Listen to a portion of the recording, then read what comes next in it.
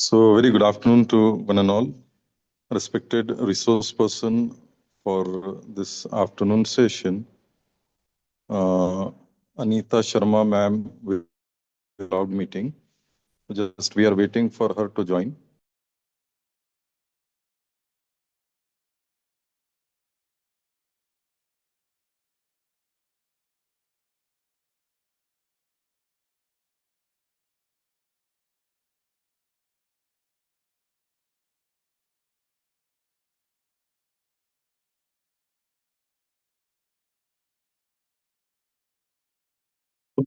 सबका आपका mic mute हो इससे।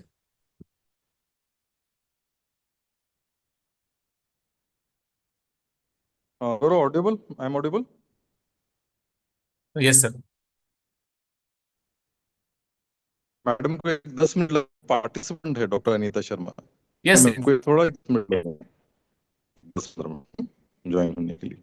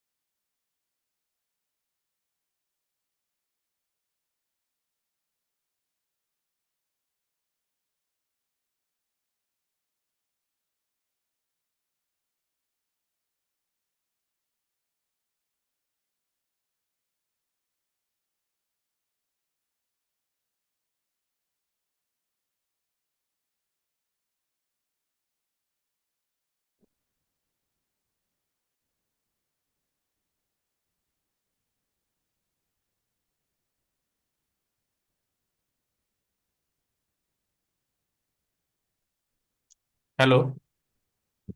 हाँ Gaurav, I am audible? Yes sir. Okay. Ma'am join हुए Gaurav? Yes sir.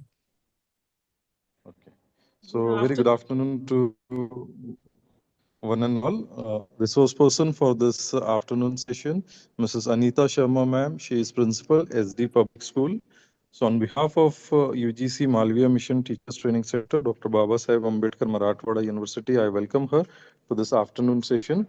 Mrs. Anita Sharma, ma'am, she is a member, General Council, NCRT, then Technical Board Member, Bureau of Indian Standard, then Governing Body Member, UEEM, Universalization of Elementary Education, Government of Delhi, then Member, Curriculum Committee, CBSE, then National Coordinator, Curriculum, Bharatiya Shiksha Board, then represented India in UNESCO meet held at South Korea way back in the year from 2050. Education Then होना चाहिए था, home science हुआ है शायद ना। ठीक है ठीक है, कर दो sir. uh, then represented India in UNESCO meet held in South Korea way back in the year 2015. Then represented India in climate change reality leadership meet held in UAE way back in the year 2018. And she has authored 11 books of mathematics with Encyclopedia Britannia and Eschan. Authored the book Science and Art of Happy Living. Then book Unravels the Teaching of Lord Krishna for You. What she has got Aryabhatt Samman for contribution in mathematics education by Indian Ramanujan Mathematics Club. So indeed, it is really a pleasure and honor for all of us to have her here on this platform. So again, I welcome her and I would now hand over the session to her. Over to you, ma'am.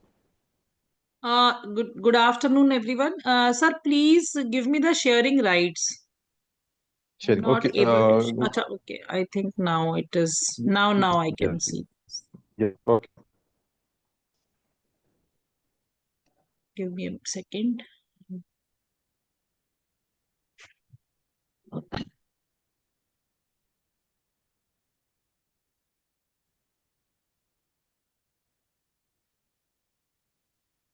Okay. So, can you see my screen? Yes, sir. Yes, ma'am. Yes ma'am. Okay. Okay. Thank you so much. So, first of all, I thank the Baba Ambedkar Sahab Malviya Mission to give me this opportunity. So today's topic is student diversion and inclusion. I have extended this topic uh, that not we will not only be talking about the diversity and inclusion, but we will talk it with the vision of embracing differences and fostering equity. And why this is important? Uh, in our national education policy, it is said in a very in the very first line that our we can attain equitable and just society when we are able to make the society completely inclusive. So I would like all of you to see this uh, slide and just think of the student diversity in your classrooms. If you want to write down in the chat box that what kind of diversity you observe in your classrooms, you are welcome. Do you think that everybody is alike? Everybody is same at all levels, or you feel that some kind of differences are there in your classrooms?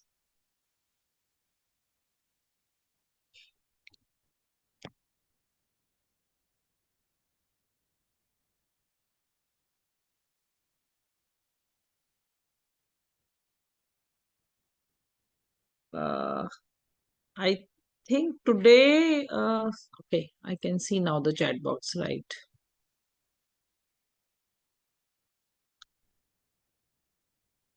So I can read diversity in understanding level.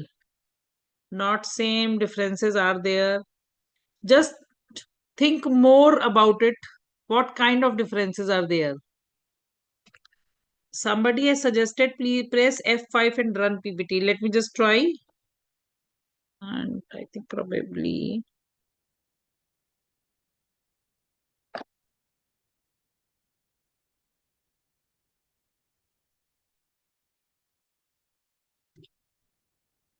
Is there any problem with the PPT? I have got the suggestion press F5 and run PPT.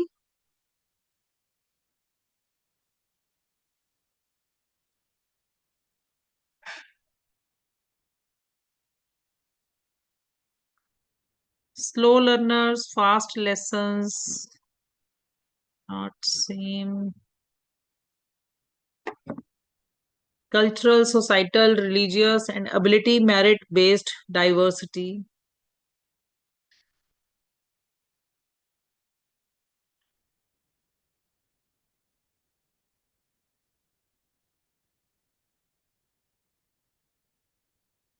Students are coming from different states, so their local languages are different. Learners, not lessons. Okay.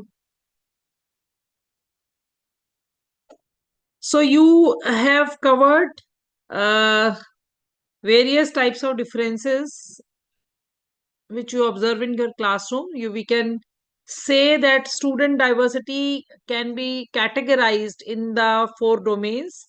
One is that we see the differences based on the races, caste, class, and region. So basically, the ethnicity differences are there. Then cultural differences are there because they may speak different language, they may belong to different religion, they may have the different kind of beliefs and traditions based on their family culture. They may have different type of abilities. They may be able. So super abilities can be there, specific abilities can also be there, and the special needs can also be there. So in your classes you might have seen the students who are brilliant in performance, but the students who are sharp but they have the brilliance in a specific domain. For example, somebody must be very good at sports or the artistic attribute but not academically. So specific abilities are also there. And then there are children with the special needs. They may have some kind of special need, which generally is tagged as disability. But nowadays, instead of saying disabilities, we have started using the term special needs. And then there are differences based on the gender also, male gender, female gender. And now it is uh, heartening to see that everybody is included in the society. So for the very first time, this third term transgender is also used in the national education policy. And now it is, this kind of taboo or stigma is also removing from the society. There are many in the society now, you must be knowing, those who are doing very well intellectually, they are very sharp, and they have shown very good academic brilliance when given the opportunity. So student diversity in the classroom is reflected in terms of an increasing share of students from socially and economically disadvantaged group. Now here um, one kind of diversity is not included in my this jigsaw picture which you see. The students may belong to the socially and economically disadvantaged groups also. That means they may belong to the different economic strata. According to the Ministry of Education 2020 data, I'm quoting here, that nearly 57% of the students come from the disadvantaged group. So we should be very clear before we start learning more about this topic, that what is the meaning of these three terms: diversity, equity, and inclusion. So diversity, I think everybody understand, because right now when I ask you to identify the differences or the diversities existing in your class, you are able to give the examples. So because diversity is all about variety and differences within the group or a system. In the context of people and communities, diversity encompasses a range of attributes which is including but not only limited to race, ethnicity, gender, age, socioeconomic status, abilities, and cultural backgrounds. So now if we talk about the inclusion, so this word indicates that everybody has to be included. So that means our practices should be so that everybody around us should have the feeling of the sense of belongingness and is actively and meaningfully involved in the group of community. So the environment within the institution, within the organization, within the school, within the family, it should be such that it embraces diversity and values. It has the accepting feeling for everyone with their all individualities, with their all virtues. So respect for everyone should be there. So, and that means the equal opportunities shall also be there apart from the respect. Equity means when you give equal treatment. Now, this is a very, very tricky word. So, what does this mean? Giving equal treatment does not mean that same thing for everybody.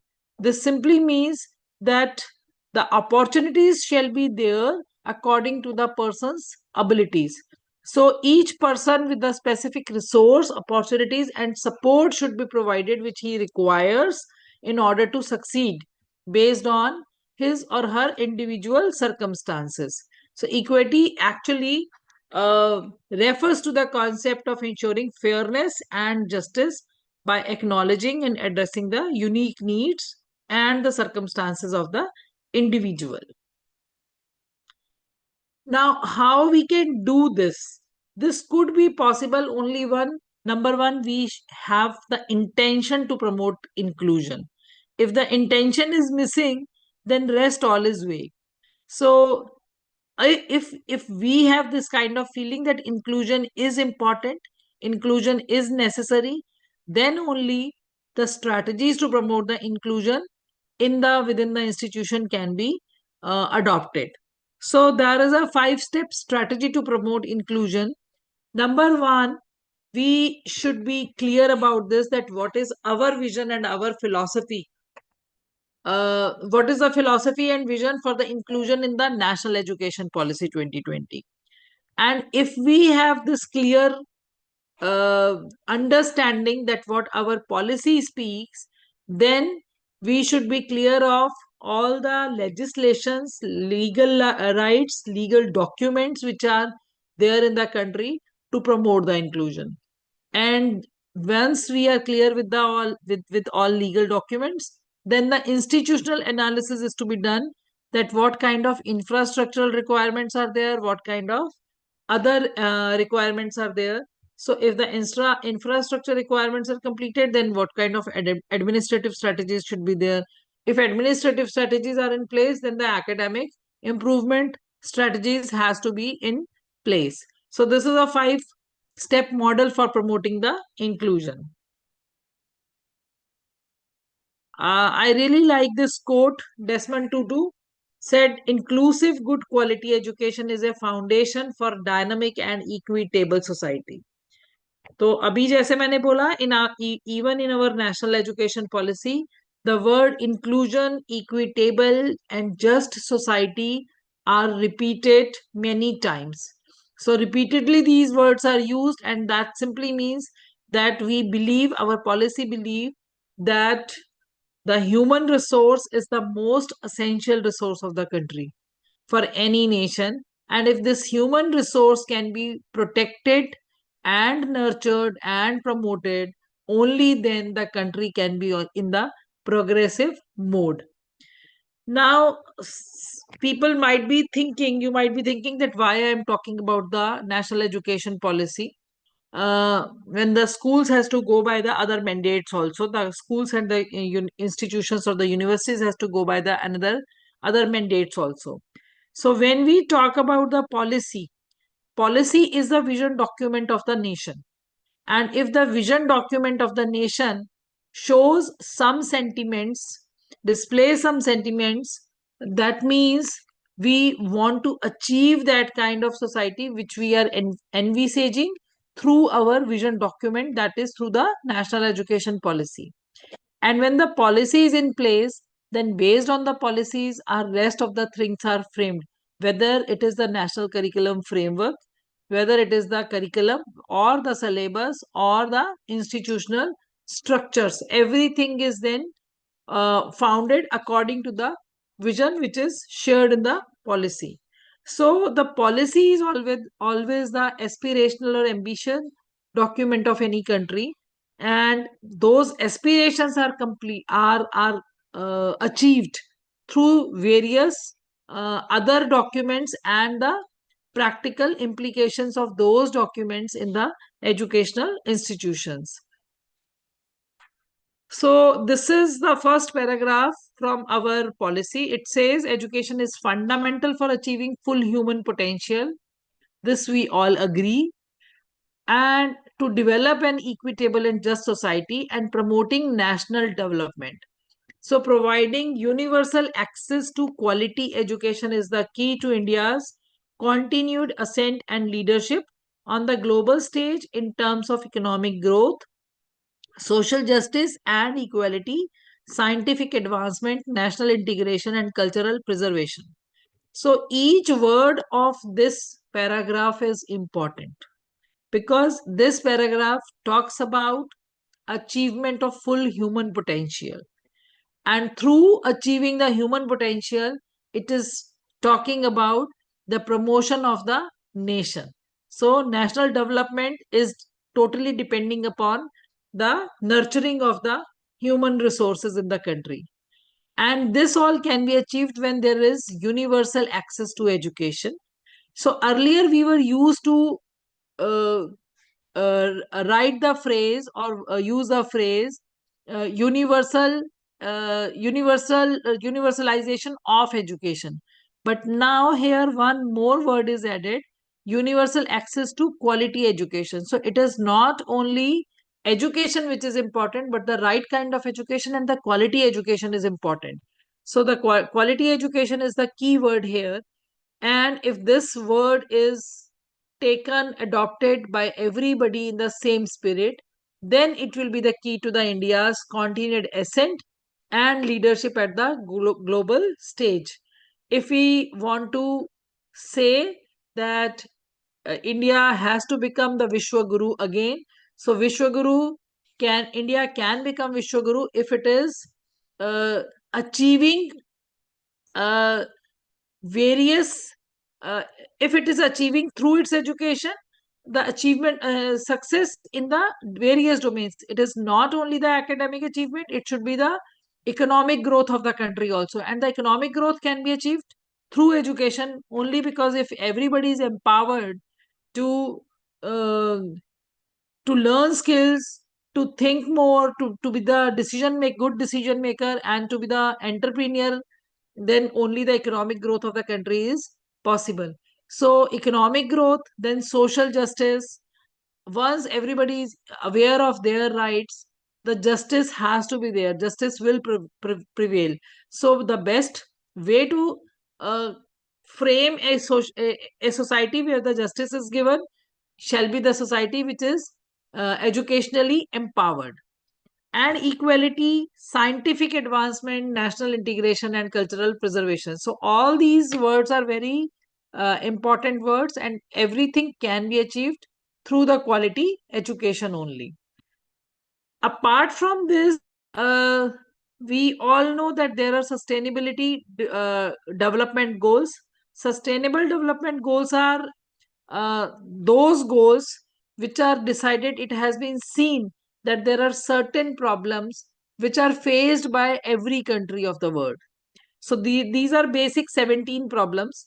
When those 17 problems were identified and listed, then the countries that there was a common agenda, and this common agenda was made. It was signed by all the countries that they will all work in order to attain these goals which are defined here.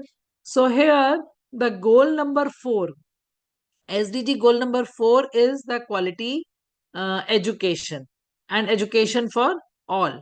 So the Global Educational Development Agenda reflected in Goal 4, SDG 4 of the 2030 Agenda for Sustainable Development is also adopted by India in 2015.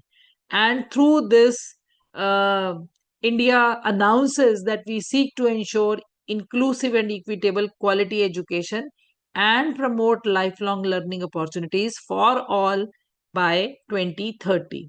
So it is very clear that education is a great leveler and it is the best tool for achieving economic and social mobility, inclusion, and quality. Then there are various principles given in the national education policy. Based on those principles, the complete the document is developed. And one of the principles is that respect for diversity and respect for the local context in all curriculum, pedagogy, and policy, always keeping in mind that education is a concurrent subject. Now, here you all know that education is a concurrent subject. That means the state has its own sake while defining the education goals for their own state, and the center has its own goals. So, it is true that the curriculum, the policy is made at the national level, but while implementing the policies in the true spirit, every state has to identify that how this education can be imparted through the by using the local context. So whatever subject you are teaching, uh, you can quote the examples uh, uh, from the immediate environment. So whether it is writing of the textbook, whether it is the pedagogical strategies, whether it is the curriculum for the institution, all should be uh, all should take into account, or all should be based on the local context um, of every state or city. So, full equity and inclusion is the cornerstone of all educational decisions to ensure that all students are able to thrive in the education system. Now, this is also very, very important. If we want to give chance to every student to thrive in the education system, then we have to remove those barriers which hinders the progress of the child. So, this barrier could be in any form. Sometimes it is the language barrier. In the national education policy, it is emphasized that the education should be in the local language, or or the regional language, or in the mother tongue. So these kind of phrases are used. Why? Because sometimes language could also be a very big barrier. I would like to share with you one example that India participated in an exam which is known as PISA, which is conducted by OECD. This is an organization of 80 countries, which are, and it is comprising of developing and the developed countries both. Now, this organization once decided that we should see what is the readiness of the students to for the future workforce. So they conducted one exam. A consensus was made that two things are very, very important for everybody to survive in the world, or to be efficient in the work system. One is the knowledge of the mathematics and science, and another is the knowledge of the language. So they were used to conduct this exam of mathematics and science in all countries. And in our country, when that mathematics exam was conducted, 82 countries participated, and our position was 80th in that. So we were third from below. And what was the reason? Reason was I tried this my time. I tried it myself, that I conducted the same exam in my school over my students, and we realized that students are not able to understand the question. So then I changed the context. How I changed the context? I changed the foreign names by the Indian names. Certain things which I felt that the students are not familiar with this particular object or this kind of thing, we replaced those with the Indian things, or the things which they find in their context. And again, when the test was conducted, there was a tremendous improvement in the performance. So that simply means that if the child is able to translate everything in the language in which he thinks, in the language with which he has grown in a system, then it is easy for him to understand. So, so even the language could be a barrier in the success of any child. That is why it is uh, being emphasized in the national education policy that we shall always take the local context of the child. So be it in the form of the language or be it the examples through which he can relate better.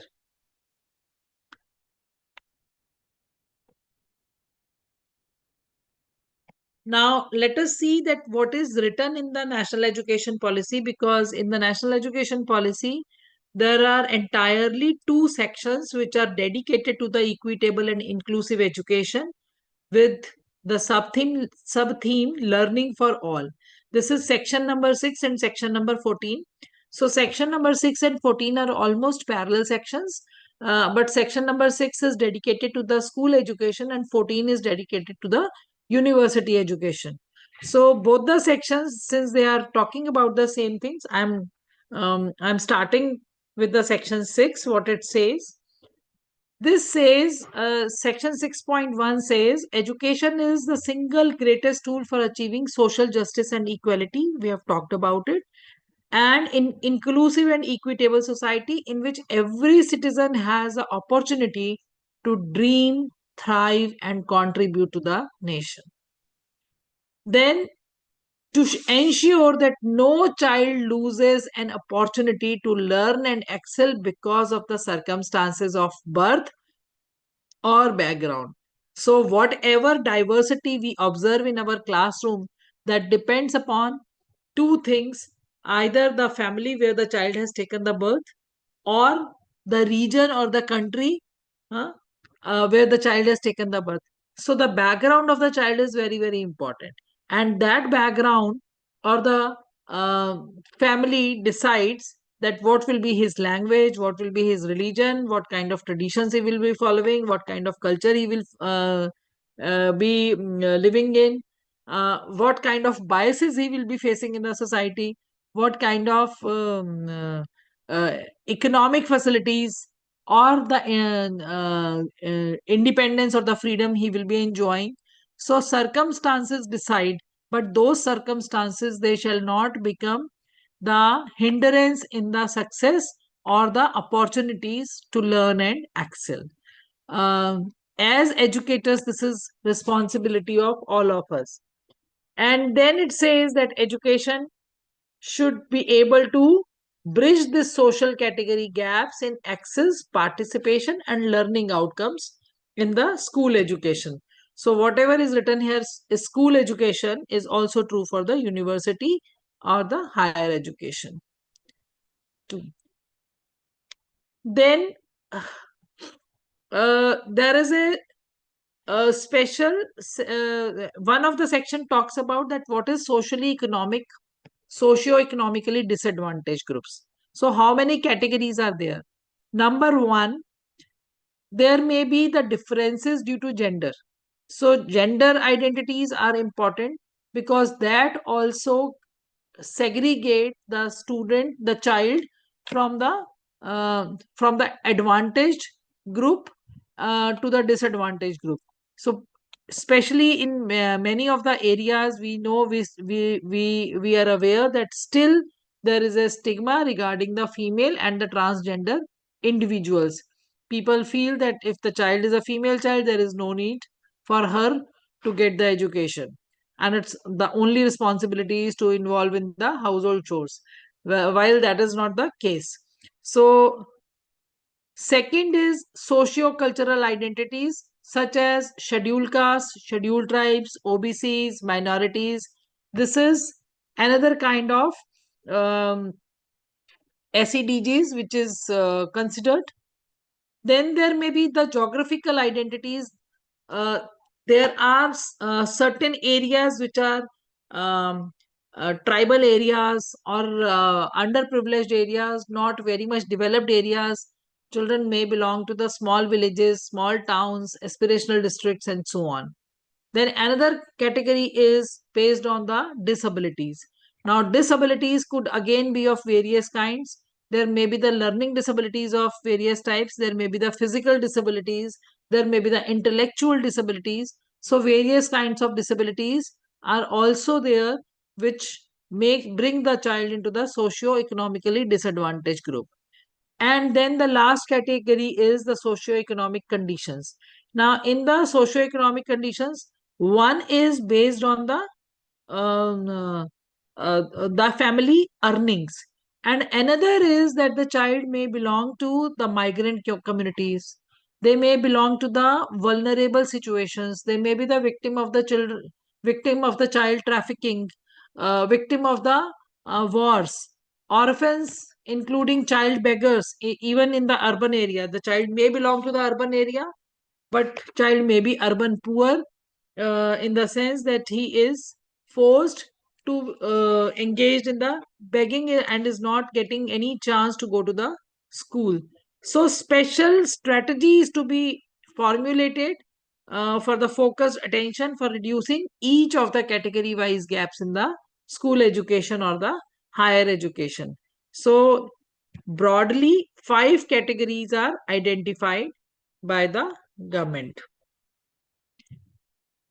In the section 6.6, it is said that our data shows that certain geographical areas contain significantly large proportions of socially disadvantaged, socially economic disadvantaged groups.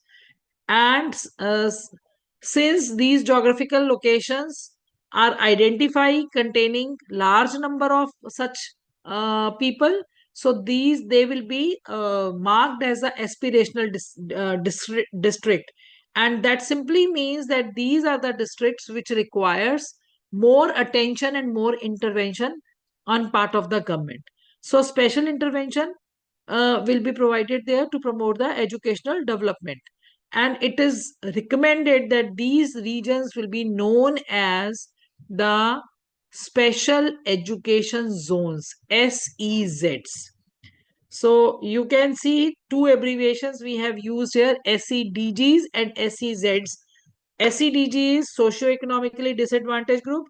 Any part of the country, any geographical location which is containing large population of SEDGs will be declared as the special education zones, so that all the policies can be implemented to the maximal.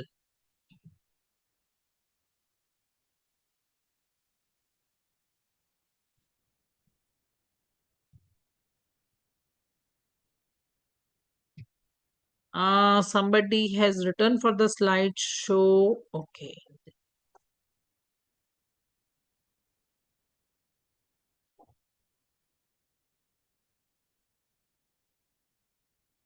So we were here.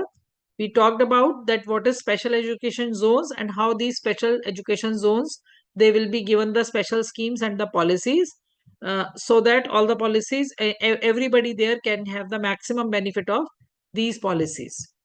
So you will be wondering to know this, that government has thought of so many provisions to facilitate the education in these areas which are situated at the in the locations where the schools are not in the nearby zones. For example, there are zones where the children have to walk 15-20 kilometers every day.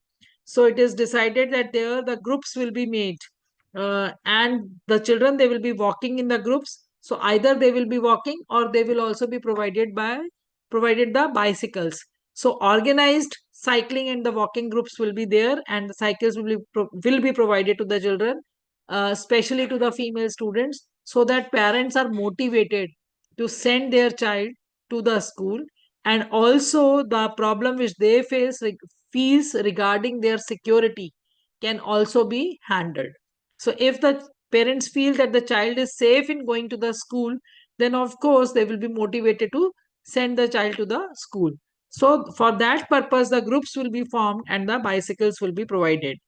Then one-on-one basis, teachers and tutors, peer tutoring, open schooling, appropriate infrastructure, suitable technological interventions to ensure access can also be thought of for the effective transaction of the curriculum, especially in case of the children with the learning with the disabilities. These disabilities could be of any type.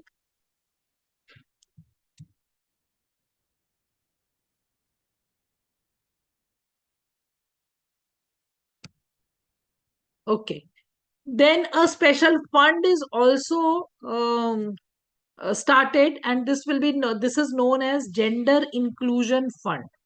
So in order to equip the girl child and the transgender, uh, and to build the nation's capacity better, Gender Inclusion Fund is started.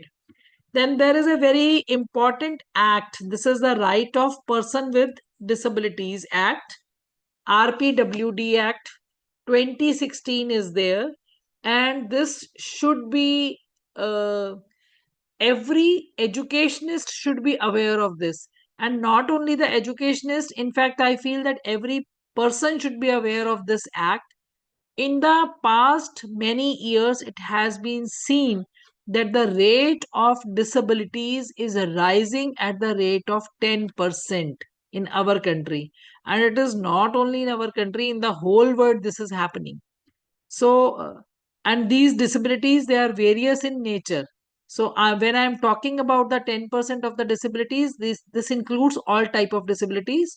I categorically said that the disabilities could be physical in nature, they could be intellectual, and they could be the learning disabilities also. So inclusive education setup is required, and inclusive education setup means that a system needs to be framed where all children can study together, whether they are with or without disabilities. So they should be able to learn together, and the system of teaching and learning should be suitably adapted to meet their learning needs. So learning need of each type of student may be different. Learning styles of every child is also different, but learning needs are also different. So all learning needs the school or the institution should be able to handle. And this policy, which is this national education policy, it is in complete consonance with the with all the provisions which are made there in the RPWD Act 2016, and all its recommendations have to be adopted by the school and the university.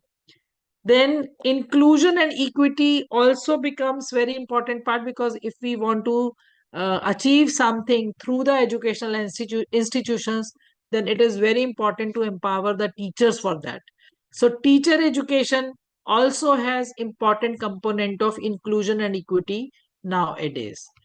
uh, Efforts will be made to recruit more high quality teachers and leaders from SCDGs in order to bring in excellent role models for all students.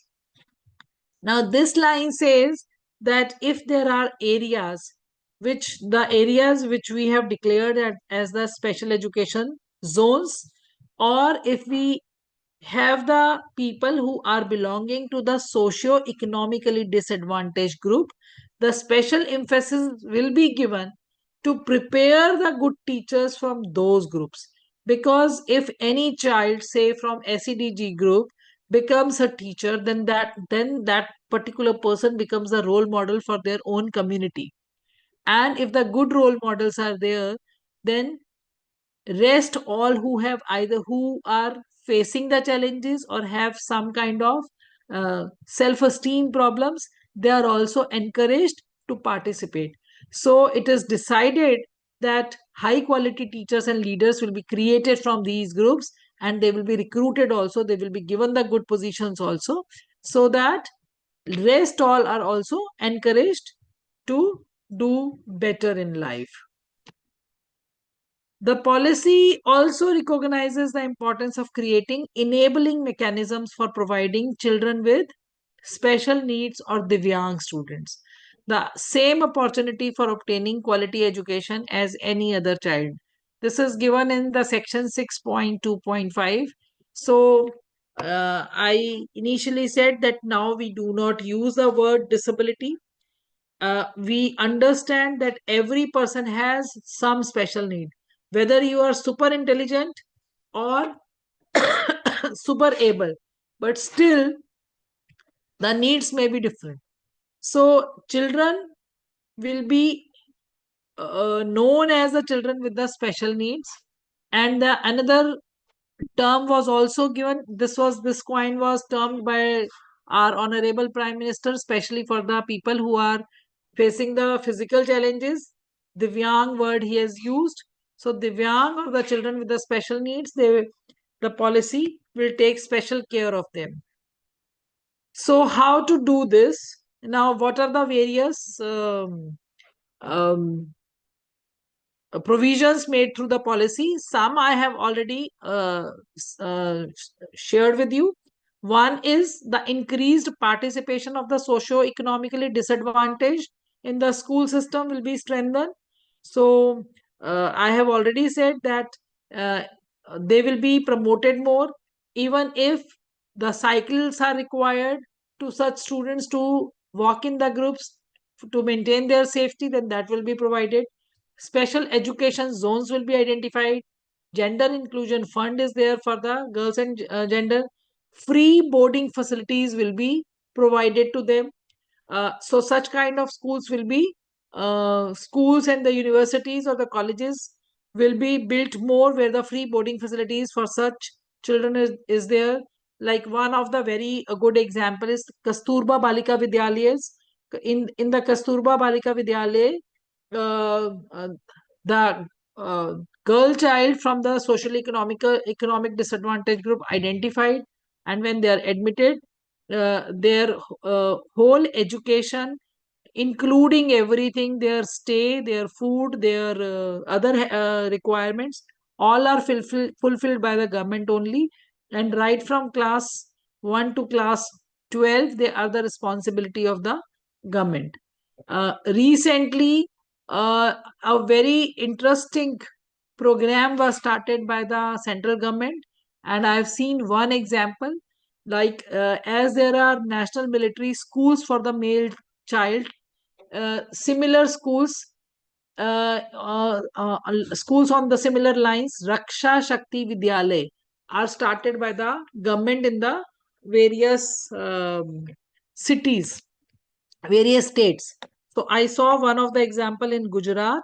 In the Gujarat, in Raksha Shakti Vidyalay, the students are identified on the basis of some examination, and they take admission in the class 6. So right from class 6 to class 12, their education, their stay, their food, their other boarding facilities, everything is free of cost. Government, it is government's responsibility. They have very good facilities for the science education as well as for the self defense education. So these children, they are actually being prepared to be later on to be the part of the military services. So girls are getting all sorts of trainings, be it the right from yoga to shooting, uh, judo, karate, other traditional Indian traditional self-defense trainings. So all sorts of trainings are given to these girls, and they are doing very well. So this is a 2 years old program. It is still in the inception stage. So started 2 years ago only. Then inclusion and equal participation of children with disabilities in ECCE. That means early childhood care education. So uh, it has been observed that if a child is born with disability, for a long time the parents are not aware. Sometimes they are not clear that to which kind of school they have to send their child. They don't know that what kind of facilities are there. Sometimes they are not even willing to spend on the schooling of those children, because they have to spend much more amount on the other facilities, their medical facilities also. So how these children, they can be made the part of the schooling system right from the beginning, is to be given the high priority. Then home based education will also be another child. That means if the child cannot come to the school, then the school should go to the child. And this means that sometimes there may be the severity of the disability may be such that the child is not able to visit to the school. So in that case, how the home based education can help the child to grow. Then teacher should also be able to empowered to identify the learning disabilities at the early stage. If the teachers understand and they can identify the learning disabilities at early stage, as early as when the child is in class 2 or 3, then the intervention plans can be made, and with the help of those plans it is quite possible that child may be able to uh, join the mainstream within a span of 6 months to 1 year. So early intervention, early diagnosis and early intervention is also very important. Then urgent need for additional special educators for certain areas of school education. Now, if you have seen that earlier the B.Ed programs were very generic in the nature. Bachelor of Education program to which are there to create the teachers were very generic. But now the programs, B.Ed programs are also designed for creating the special educators. So there are B.Eds in the special education also. And the government has announced lots of vacancies has been created in the school, and lots of encouragement has been given to the people who are joining as the special educators in the school.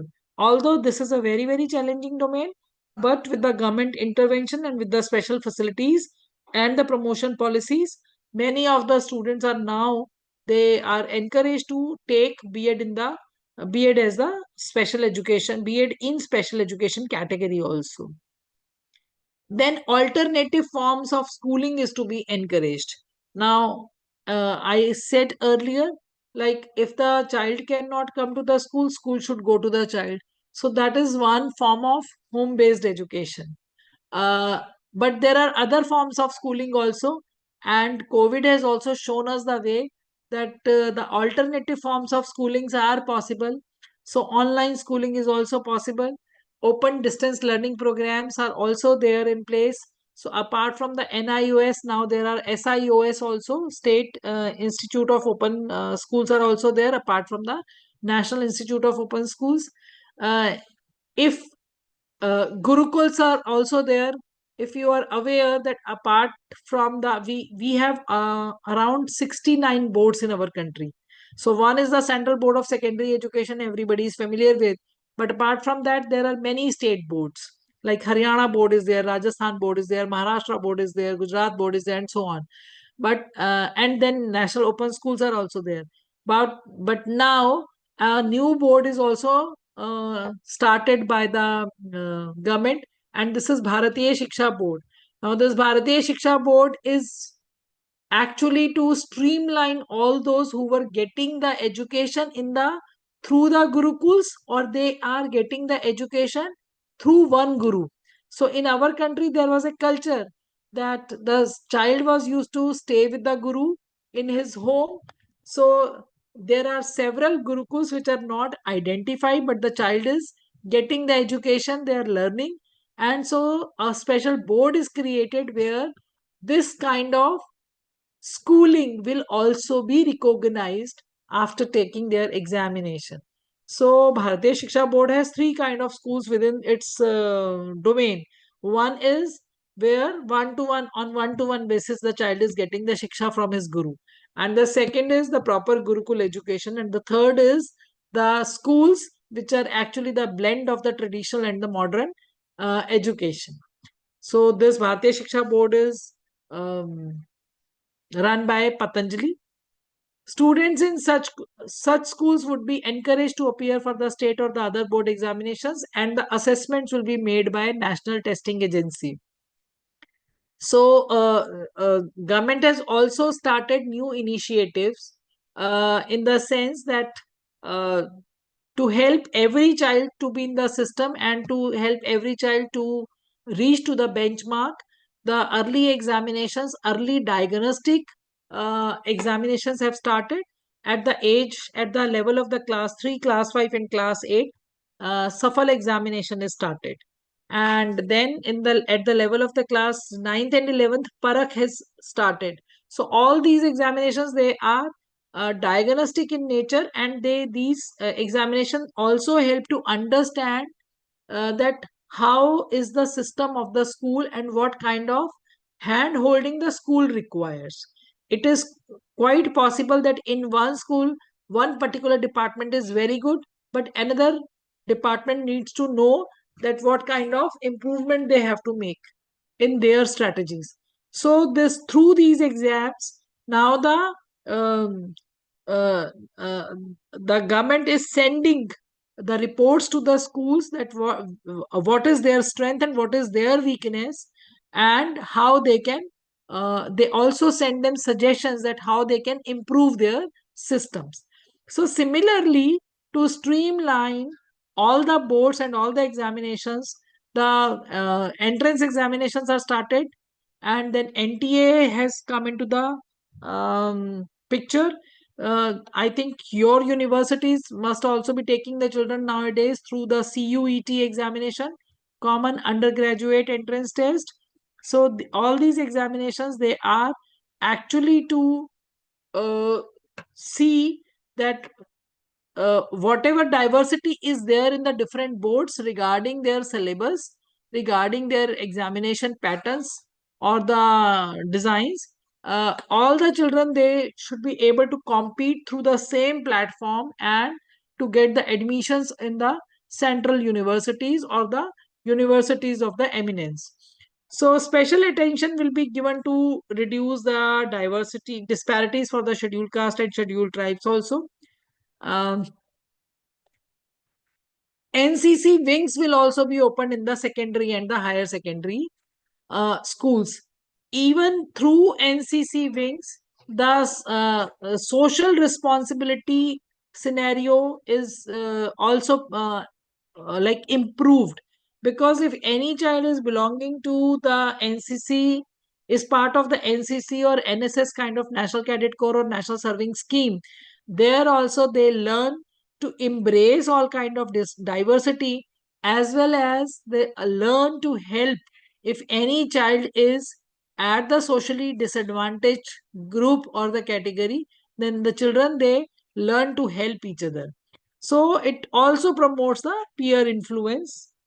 Then students will be sensitized through the this new school culture, which is brought in by the teachers, trained social workers and counselors, and human values such as empathy, tolerance, human rights, gender equality, non-violence, citizenship, inclusion and equity will be part of curriculum. So inclusion and equity cannot be talked about if we are not touching all the human values. So all the human values like empathy, tolerance, compassion, human rights, gender equality, non-violence, citizenship, global citizenship, etc., should be the part of the curriculum if the education has to be truly inclusive in nature.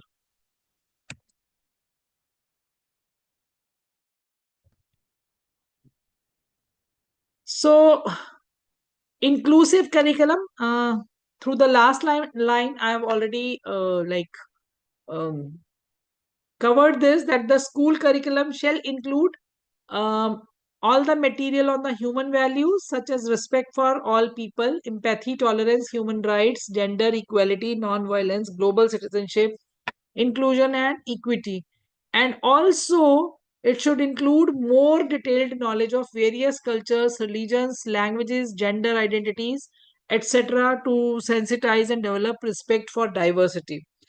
So if there is any biases or the stereotypes in the school curriculum, it should be removed, and the relevant material and relatable material, which is relatable with all communities, shall be the part of the school curriculum. Like uh, time to time, we keep on getting the instructions from the Ministry of Education that the school has to celebrate, say, Ek Bharat Shresht Bharat program. So in Ek Bharat Shresht Bharat scheme, the school has to celebrate the two different type of states, the culture of the two different states. For example, it may be Assam on one side, it may be Punjab on another side. So when the two are celebrated together, children are able to enjoy the diversity in their language, diversity in their um, clothing style, in their food style, in the cultures which they follow, in the rituals which they follow, and so on. So this kind of program, they help the children to understand each other better, and then it also enhances the emotional bonding between them, and they don't feel, because nowadays we know that every child has to be a truly global citizen. They don't know that where they have taken the birth and where they will be working throughout their life. They may have to move to many cities around the journey of their uh, work.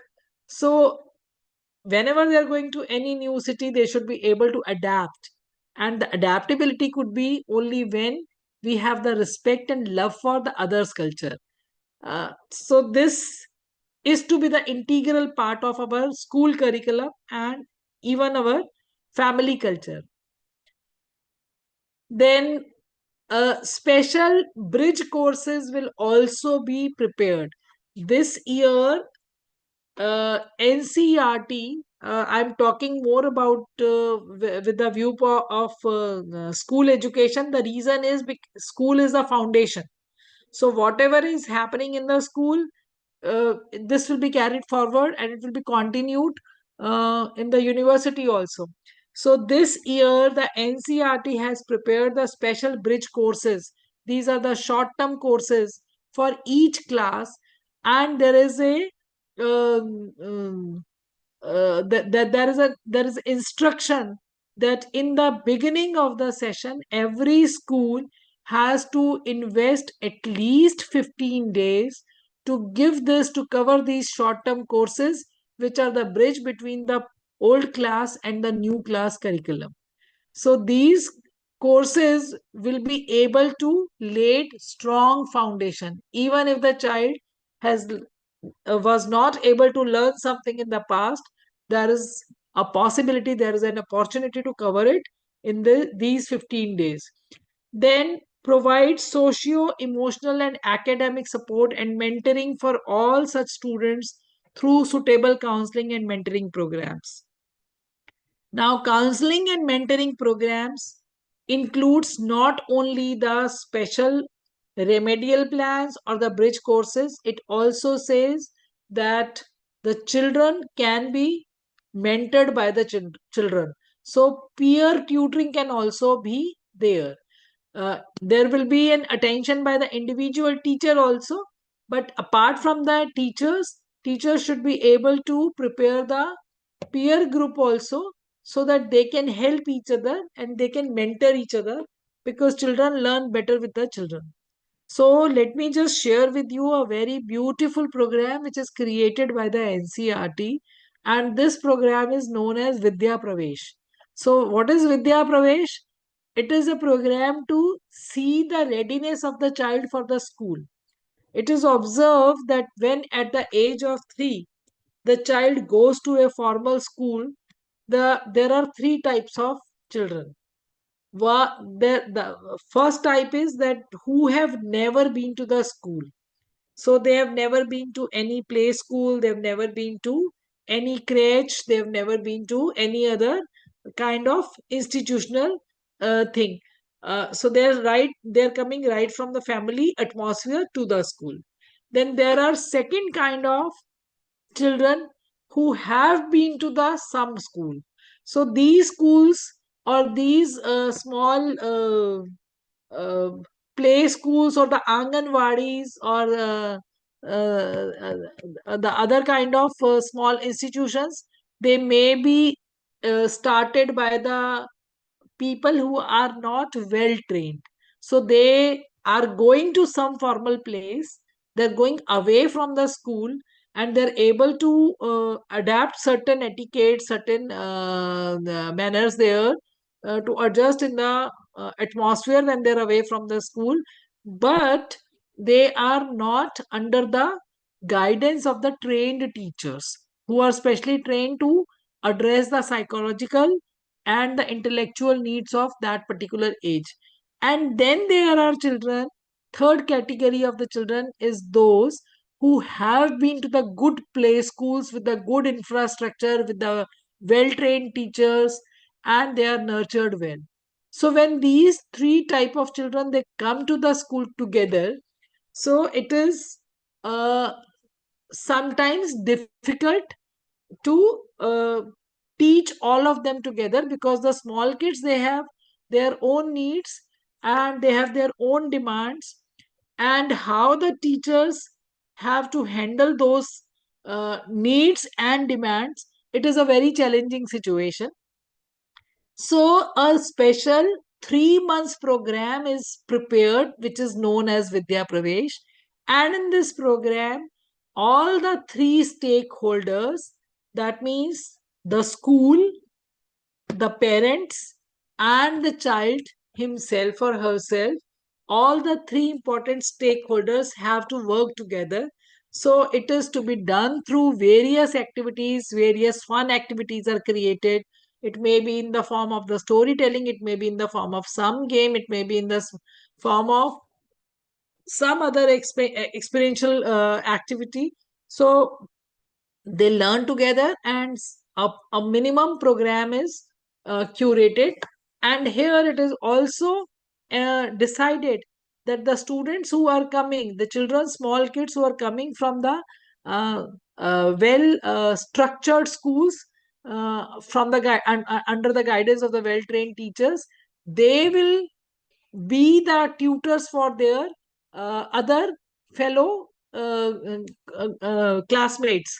So right from the age of right from the age of 3, the child will be trained to be the peer tutor. And the children, all the three categories of children, they will be learning together, and they will help each other to raise the to upgrade them. So this kind of program later on has to be continued in all the classes. So for the Vidya Pravesh, it is a 3 months program, but for rest of the classes also, short-term modules are created by the NCERT, and that means the first 15 days to be dedicated in those, so that every child shall feel that they are at the same page, they are at the same level. Then sensitization of the faculty, counselors, students on all issues which are required for the inclusion in all aspects, whether it is the higher education institutions or the school education. So it is not only about the curriculum, it is about the other aspect also. So, for example, let me just share with you that in my school, how we sensitize our faculty and the parents. Whenever any new entry, any child who is with some kind of disability comes to the school, we try to find out his complete history. And with that history, we train everybody right from the guard on the gate to the people who are sitting at the front desk, to the administrative staff, to the support staff, to the teachers, and to their peer. And then every child is given the different kind of responsibility towards them, so that everybody has this kind of bonding with the special need child. So this kind of sensitization of all the teachers, and the teachers are also given a special training that what kind of special uh, like how they can handle, what special strategies in order to handle the problems of the child. So this sensitization is very much required. When I in my school, we are catering to the students with a cross disability, and I started this practice in the year 2004. So long back, when the people were not even using those words, and they were not aware of the words like the children with special need or the learning disabilities or something. So at that time, I took one child, and that child was having some kind of physical disability. There was a problem. The child was having a big lump on her back. She was not able to walk properly, and the mother was a single mother. And the mother and the child was of the age when she was to be admitted in the class 4. So mother was in tears that since my child is facing a special physical problem, so no school takes my child. Does my child not have the right to go to the school or not to be educated? We took the child, and when we took the child, first we try to understood that what kind of challenges we will be having, what kind of special facilities the school will have to give. And when the so in that case, first of all, the teachers had to be taken into the confidence. They were trained, and after 2 3 days, when the parents they got this information that some kind of some child with some kind of physical deformity is sitting with their children, so they all were very annoyed that why we are sending our child to the public school, why our child should sit with such child, and so on. So we asked them that just give us 1 week's time and let us see that what we can do about this problem. So what we did, we trained each child of that class where this child was, and each child was given a special responsibility. Somebody was given the responsibility of taking the child to the escorting the child to the classroom. Some was given the responsibility of escorting the child to the school bus. Somebody was given the responsibility of helping the child to complete the work. Somebody was given the responsibility to help the child, to sit with the child during the recess time, and to ensure whether the child has taken his her food or not, and so on. So we divided the responsibilities amongst all class. And when after 15 days, when the parents met me again, they were uh, truly changed, because each child was going back to the home and was telling that how he is or she is helping that child, and they were having that sense of care uh, towards that particular child. And due to that, they were also able to understand that how they have to be sensitive and careful about anybody in the surrounding, about their needs, and they were more helping in the home also. So parents said that now why our child has started, suddenly the nature of the child is changed, and they feel so pride in in ensuring that how they are able to help others. So they felt that this sensitization is very much required, and all their grudges which were there earlier were removed, because they understood the necessity and the importance of adapting whosoever is there, and in whatever form he or she is. So this is very important. The sensitization part is very important. Then no discrimination policy should be the part of every institution. Anti-harassment rules should be part of every institution. So there are many, you must be knowing that in every school, the safety committees has to be there, sexual harassment committees has to be there, POXO committees has to be there. Every child should be given the training that how they can defend themselves. And apart from the sensitization, so they also need to be told that they are not supposed to harass anybody. So if the sensitization is there, then this um, practice of not harassing will automatically be the part of the institution. Then develop institutional development plans which contain specific plans for action on increasing participations for SEDGs, including but not limited to the above items which we have shared here. So I am sharing all this which is written in the policy. Now let us see that what kind of laws, acts, legislations, and what is the role of the RCI in education and the rehabilitation. RCI means Rehabilitation Council of India. So first of all, we should be very clear that what is written in our constitution. So in the constitution, Article 21A, this is about the right of children to free and compulsory education. And in the age group of 6 to 14 years, and it is based on the principle of inclusive education. Then, based on this Article 21A, Right to Education Act, and this was Right of Children to Free and Compulsory Act, Free Education Act. This came into practice in 2009, and here the no rejection policy was adopted. You might be remembering that before that there was used to be the interviews for the admission to the schools in the special admission even at the age of 3 in the public schools. So according to this right, there was no rejection policy, and Sarva Shiksha Abhiyan was there.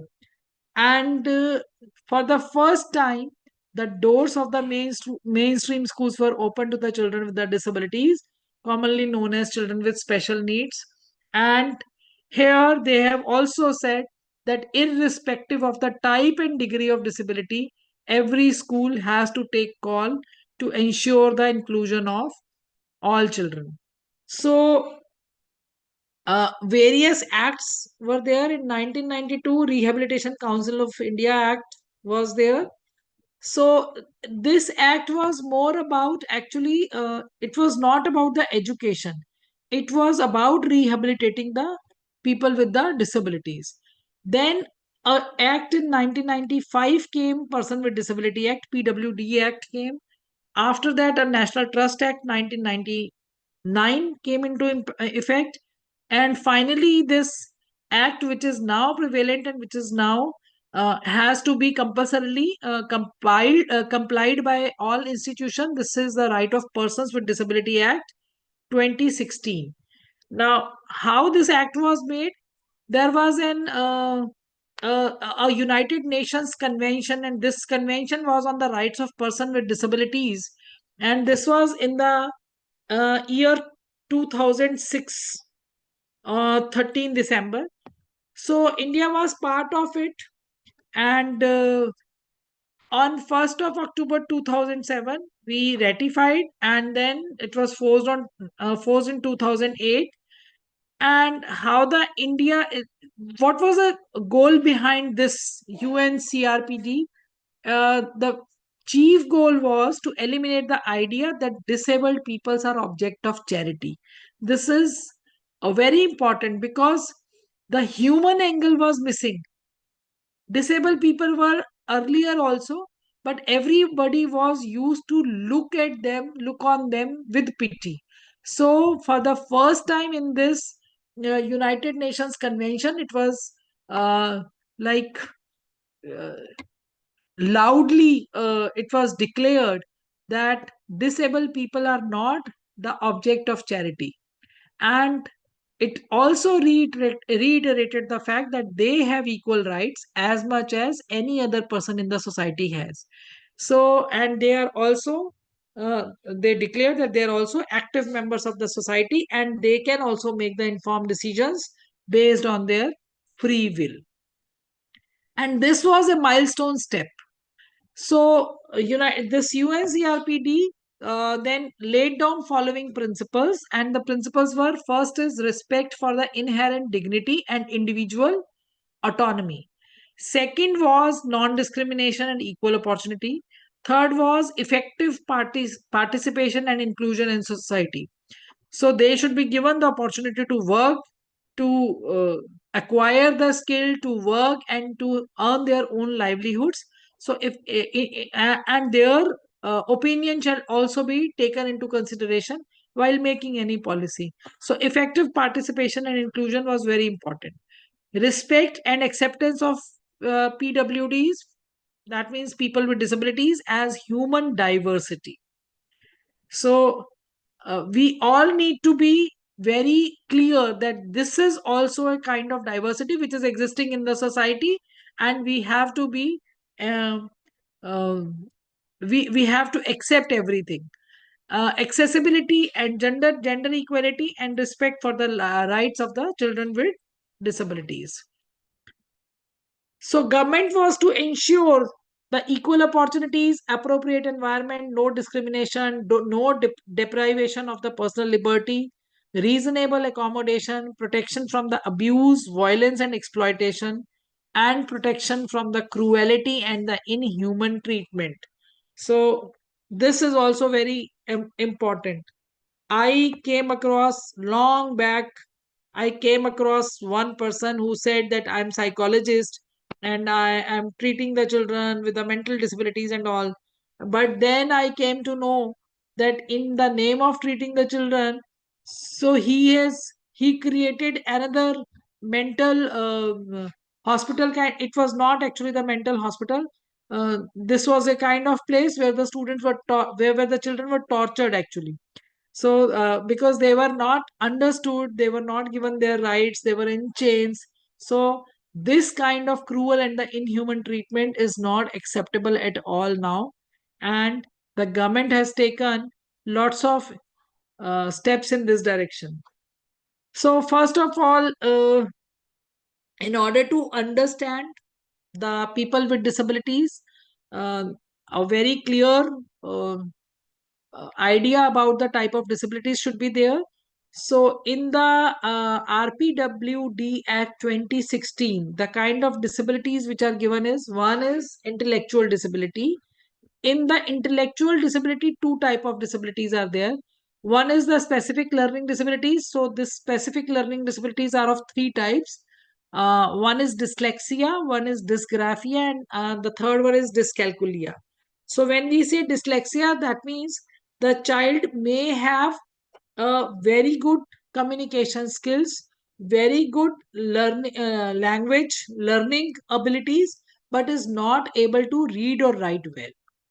Sometimes they are able to read or write well, but they are not able to speak well. So, dyslexia pertains to that when you are able to speak well, but not able to write well. So, this may be due to some kind of neuromuscular dysfunctioning. If the motor development is also not proper, and if some kind of dysfunctioning is there, then the learning disabilities can be there. But if these learning disabilities can be identified at early stage, as I said earlier, at when the child is in class 2 or 3, if the teacher is able to find out that how the child is writing, what kind of characters he is making, so uh, uh, how he is pronouncing a particular word. So with those kind of attributes, the teachers can identify the learning disabilities, and then the right kind of intervention can help the child to get rid of those disabilities also. So dyslexia is one. Dysgraphia is that when the child is not able to understand the images. And the third one is dyscalculia. Dyscalculia means when the child is having the problem with the numbers. He's good at language, but have problem in the calculations, in dealing with the numbers. So these kind of learning disabilities, they are actually the part of the intellectual disabilities, and the government has very special provisions. If the children are facing these disabilities, I will be sharing those also. But let me just first tell that what kind of disabilities are there. So, second is autism spectrum disorders. So, autism is another important um, kind of disability. Here, the child does not make much of the eye contact, and the intellectual disability is also the part of it. Mental behavior or illness can be there. Then disability due to severe neurological conditions like multiple sclerosis or Parkinson disease can be there. Blood related diseases like hemophilia, thalassemia, and sickle cell disease are also now brought into the category of the disabilities. So other multiple disabilities are also there. Inclusion education. Now, in the RP, so after defining this 16 kind of disabilities are there in the RPWD Act. So after those disabilities, the special provisions which can be made. For example, if you talk about the school education and the Central Board of Secondary Education, the children who are identified uh, in any disability category, then they have special provisions at different stages of their schooling.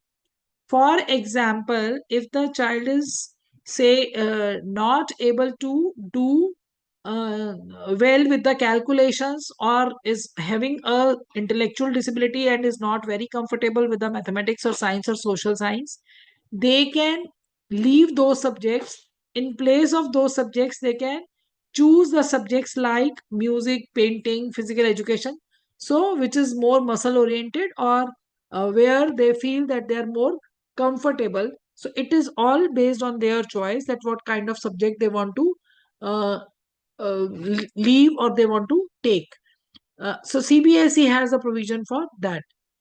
Then there is an additional, in the schools, the special curriculums can be designed. That means the syllabus for these children can be reduced through some percentage. When the papers are to be question papers are to be made for these children, the special question papers can also be made, where more of the MCQs or the short answer questions can be there. So not having a very not the questions which requires very comprehensive detailed answers. So short answer questions can be there in their paper. They can be given 1 hour extra. If it is a, say, 3 hours paper, then 1 hour extra can be given to the children who are facing any kind of disabilities, and is suggested and it is suggested by their uh, psychologist or the RCI expert, that they need an extra hour to write the paper. In certain cases, even the scribe is also provided. So earlier the scribe was to be given only to the students who are visually impaired. But now the scribe is also given in the other cases also, where the child is facing the problems like autism, Down syndrome. So many categories are there. Then choice of subjects I have already shared. Uh, Then section 17 of the RPWD Act says that in every school a survey should be conducted, and after every 5 years this survey should be there, so that it can be understood that what is the increase in the number of the disabled children in the institutions, and what is their institutional requirement in terms of the teachers. So adequate number of teacher training institution is to be established by the government. And as I have already shared with you, that now the provision of the B.Ed in special education is already made. And in every school in, I think it is across the country, but in Delhi at least, in every school, a special educator is must. Whether it is a government school or the public school, and their qualifications are defined, their number is also defined. If the strength of the school is large, then they may have 2 to 3 special educator also. So depending upon the number of students in the school, the special educator number of special educators to be appointed is given. Then there is a concept of shadow teachers also in the school. And the shadow teachers means, if any child is having a very severe disability, it's very severe problem, and it is not, and child requires very personalized attention on the basis of 1-to-1, then the school, with the help of the parents, can also give shadow teachers. That means that one teacher will be taking care of that one child only. So this kind of arrangement can also be made within the educational institution. Then training of teachers in the sign language and the braille. So if the school is catering to the visually impaired children, the teachers can be trained in the braille. And now you might have observed that sign language has become a very important part in all government functions. You must have seen that whenever there is uh, any deliberations are going on the stage, there is one person at the back who is translating everything, every deliberation in the sign language. So the importance of sign language is also understood. And then it is also decided that in the higher education institutes, research shall be done, research shall be promoted to see that what kind of needs these special need children had and what kind of learning strategies could be there, how those learning strategies can be improved. So whatever their needs are, to cater to those needs, the research should be done. And this kind of research is now well promoted in all the educational institutions, especially those who are dealing with the educational programs like B.Ed or M.Ed. Then, when we talk about the inclusion, then inclusion is not only in case of the academic inputs. So inclusion is to be done in the other part also, because if there are person with disabilities in the um, in any segment of the society, then the special kind of trainings are also required. So it is not only the educational qualification, vocational and skill trainings are also required. And these trainings may be imparted to them in the formal and the non-formal ways so that they can be self-sustainable. So the first objective, whenever there is any child with a physical disability or the other kind of disability, the very first um, objective of the parent is that the child should be able to sustain, to maintain his life uh, even after them. When they are not in the world to support them, the child should be able to support himself. So the adequate trainings, vocational trainings and the skill trainings to be provided. And if these kind of people, they are given the opportunity to the work, so there are special laws also that no promotion can be denied to the people with the disabilities on the ground of the disabilities. There are policies for the transfer and the posting of the PWDs also. So every establishment has to notify that they have the equal opportunity policy. So every organization has to make, it is mandatory now to make the inclusion policy, and this policy is to be displayed also at various places in the organization. And the government establishment, now it is mandatory for them to even appoint a grievance redressal officer to take care of the grievances of the people with the disabilities. Then RCI, this Rehabilitation Act and the PWD Act, there also the provisions are made, and in the section 24 to 30 it is said that support for the women with disability for their livelihood, upbringing of the children is to be provided. So now the care has been taken, lots of policies and schemes are there that if there is any woman with the disability, then there should be the financial support for her to make her own livelihood and to upbring her children. Safe drinking water facility, accessible sanitation facility. Now this is very important. There are certain things which we feel that might not be very important.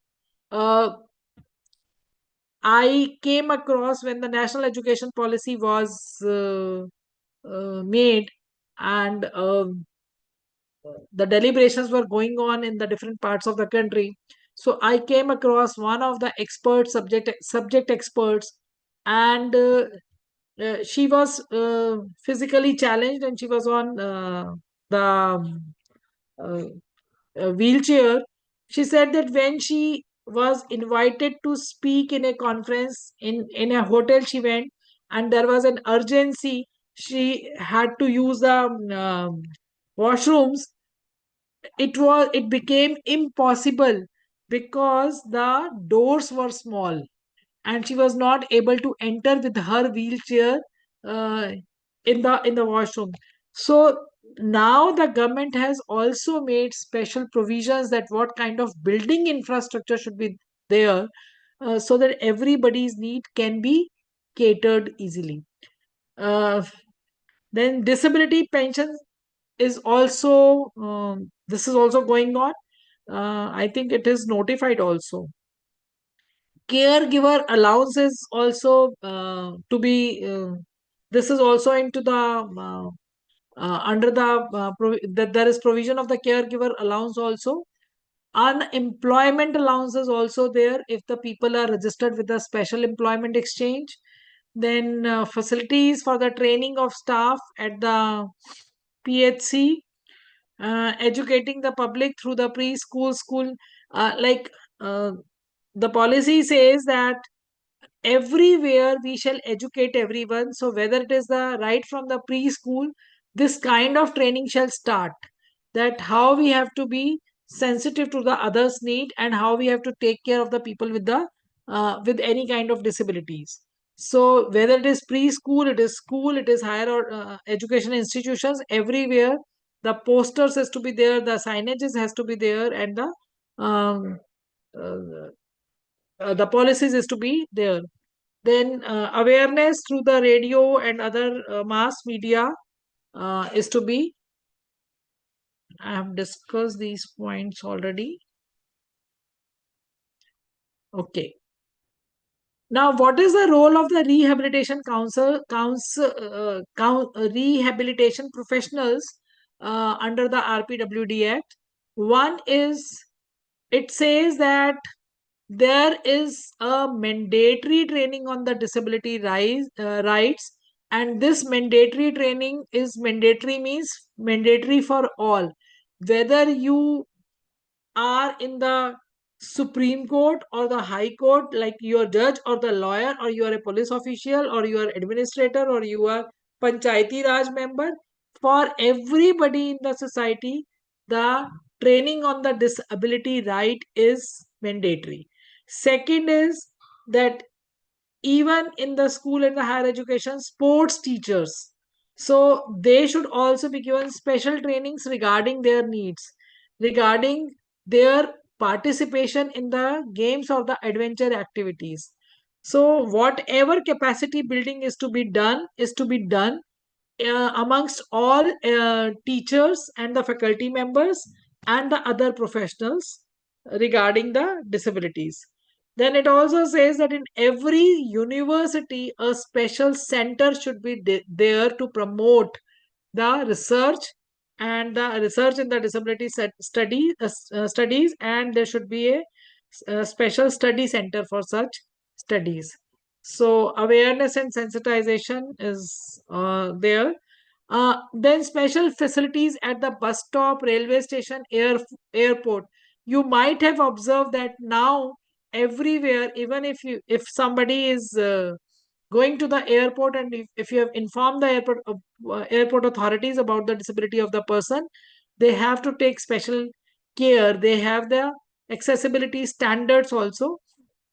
And accessibility standards means, for example, the accessibility movement should be there.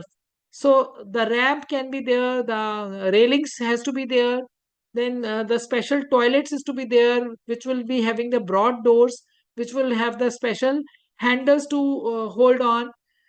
Then signages, special signages, where the everywhere you don't have to write in words only the name of each room. So along with the along with the words, the special signages also has to be there. Information and communication technology access should also be there. So ICT access is also to be there. In one of the colleges in Delhi University, there was one teacher who was disabled physically. She was facing certain challenges, and when she got the training of the computer, she clicked with an idea. She got an idea that why not create the QR codes which can be accessed through the mobiles. So with the help of her students, she created the QR code right from the guard room to every room, whether it is the principal office or the library or any other room. So if any person who is not able to say, if somebody is visually impaired, then just by accessing that QR code, they are able to get the directions that where they have to go, how they have to move, and so on.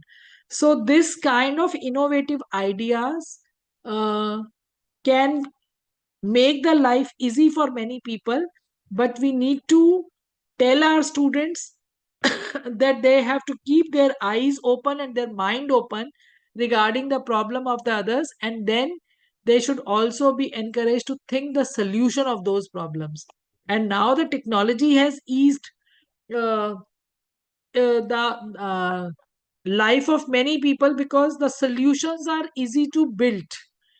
So people, those who are technologically very sound, they know how to create those kind of apps or those kind of softwares or those kind of, like, as I said, QR code is a small thing. So what kind of technology access they can provide to help the people. So all existing buildings, this is a government mandate that within next 5 years, all existing buildings has to be accessible, and that means that in all the buildings there should be a proper ramp, there should be a lift, there should be the special washrooms, and so on. So whatever facilities are required, they has to be there in every building.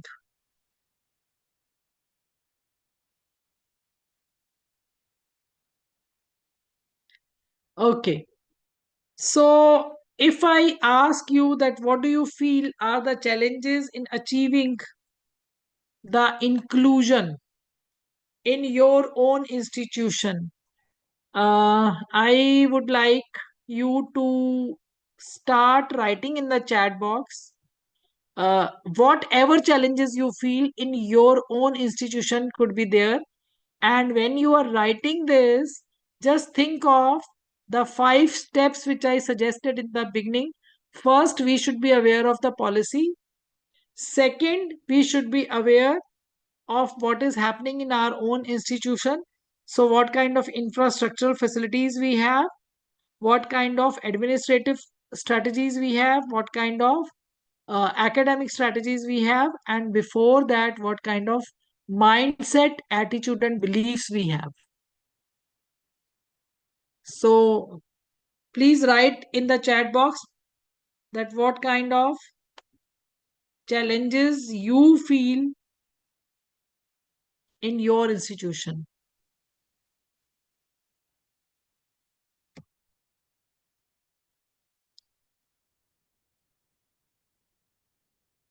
Do you think that mindset, okay, just write yes or no. Do you think that mindset, attitude, and beliefs in order to achieve the inclusion and equity plays a role?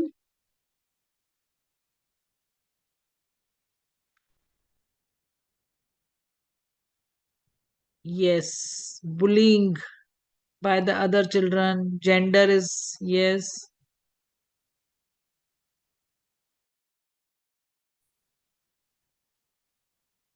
Oh, so all of us think yes. So that means I would now also like to understand that what do you feel that how this mindset and attitude and beliefs can be changed, or what will be your step in this direction? Any one small thing which you think, no awareness about NEP in students, attitude, lack of well-trained teachers, yes.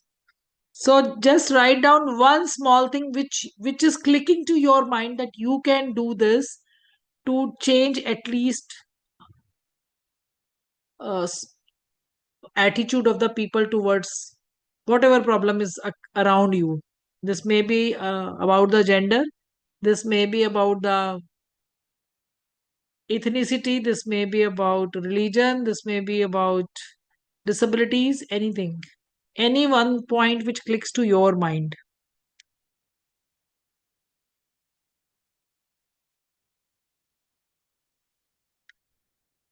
Mentoring to students, yes. What else we can do?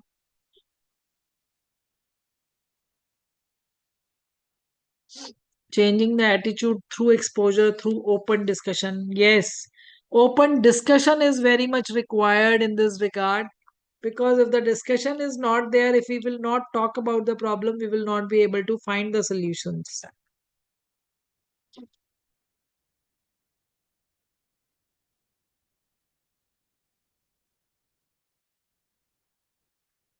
Anything else?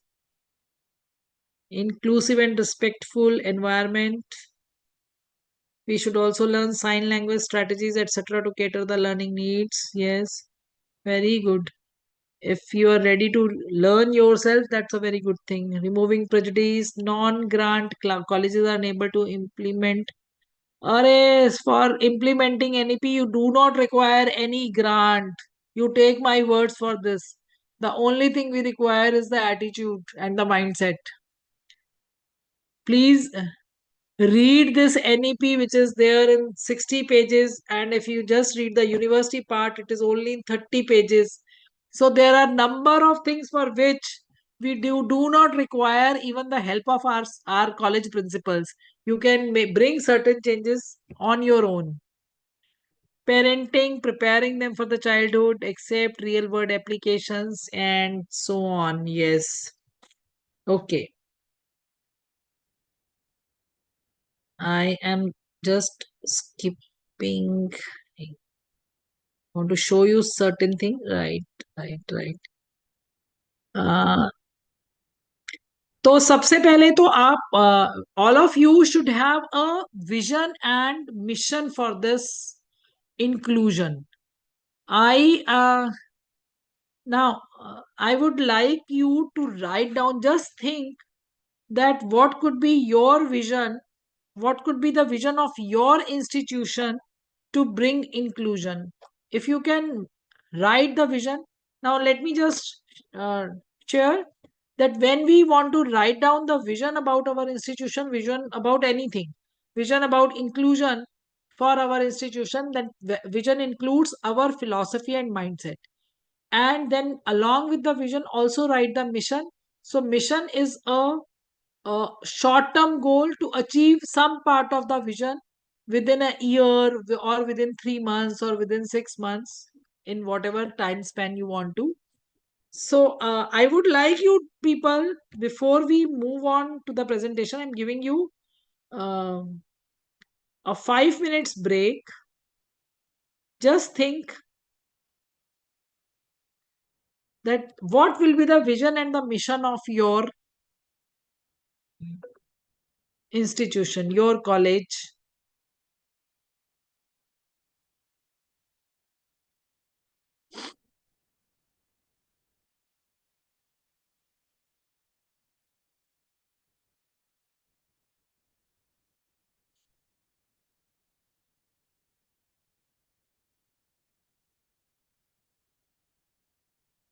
Is my screen visible? Screen sharing is paused. Oh.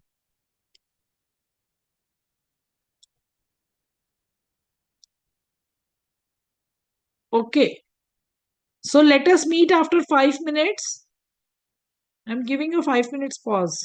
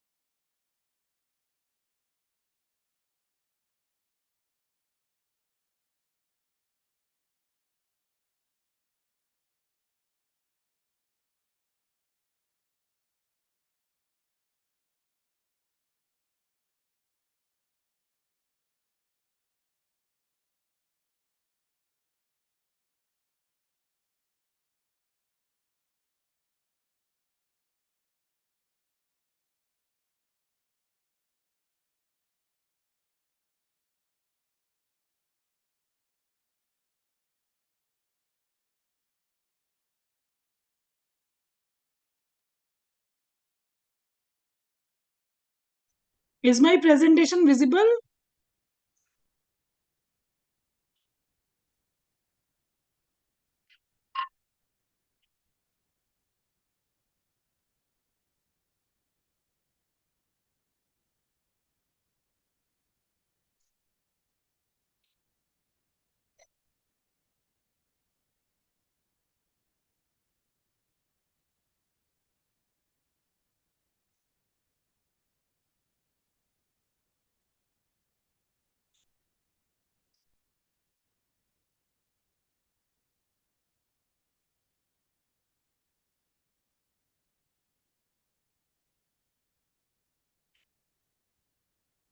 Okay, but my presentation is not visible to me now. Let me just check. I'm getting back in a minute.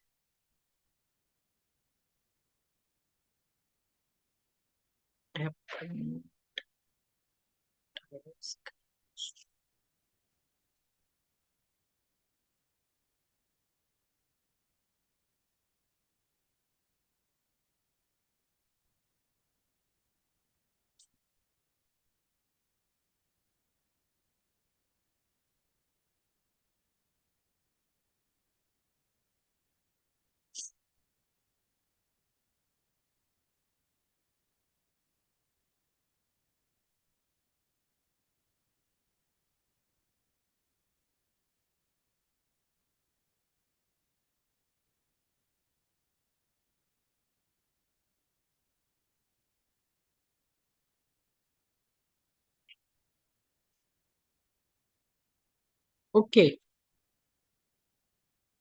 Can you hear me now?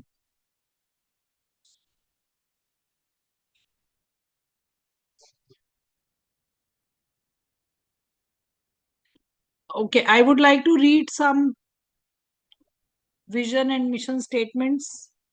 I read 2, 3.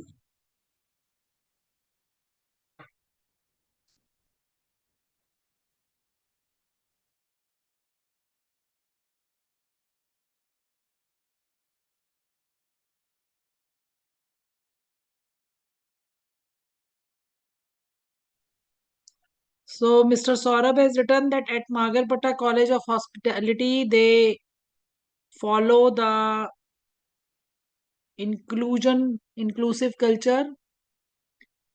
Sir, I'm happy to hear this because in the hospitality college, this needs to be understood more. I wanted to read some vision and the mission statements by you people. I have not yet found any. If you have to write the vision statement for your institution, you want everybody to understand that how you are respectful to the inclusive culture. What will you write? Any one statement which you will like to write on the entrance of your institution so that when anybody comes into, they understand that what is your idea of inclusion, how you respect everyone.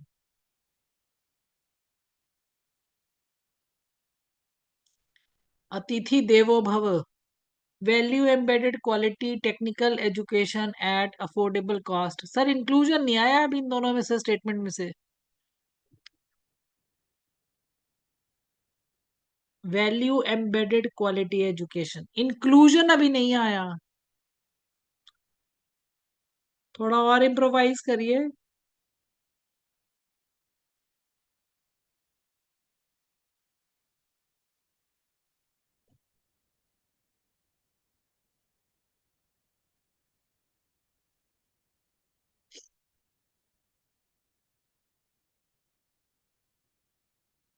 We foster a sense of belongingness where everyone feels welcome, heard, and valued. Yes, this is nice.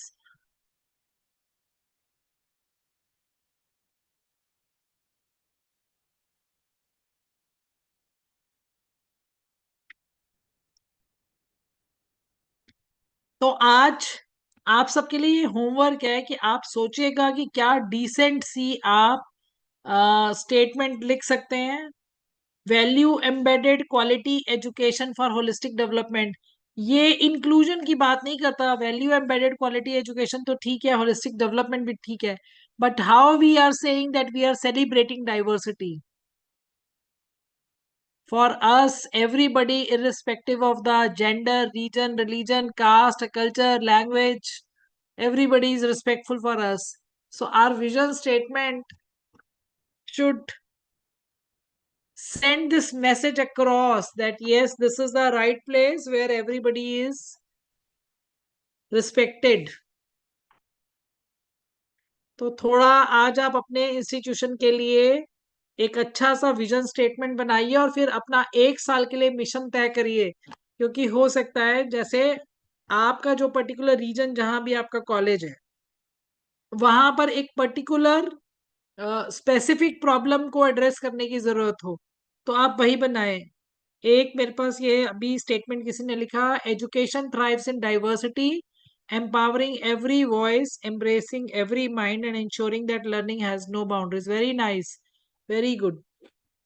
So ये तो sir आप लिख ही लीजिएगा अपने institution के ऊपर. It is very decent, बहुत अच्छा लिखा है आपने. डॉक्टर पंकज पी वानी.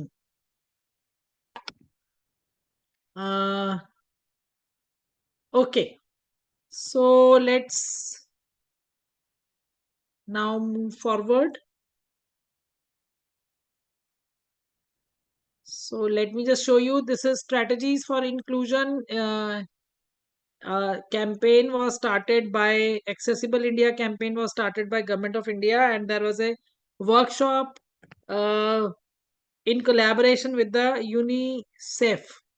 And with this workshop, in this workshop, a guidebook was developed, and this guidebook was actually to tell the schools that how they can make their schools accessible. So this was done in collaboration with the Ministry of Social Justice and Empowerment and Samarthyan, which is a civil society organization, and they explained it through the pictures.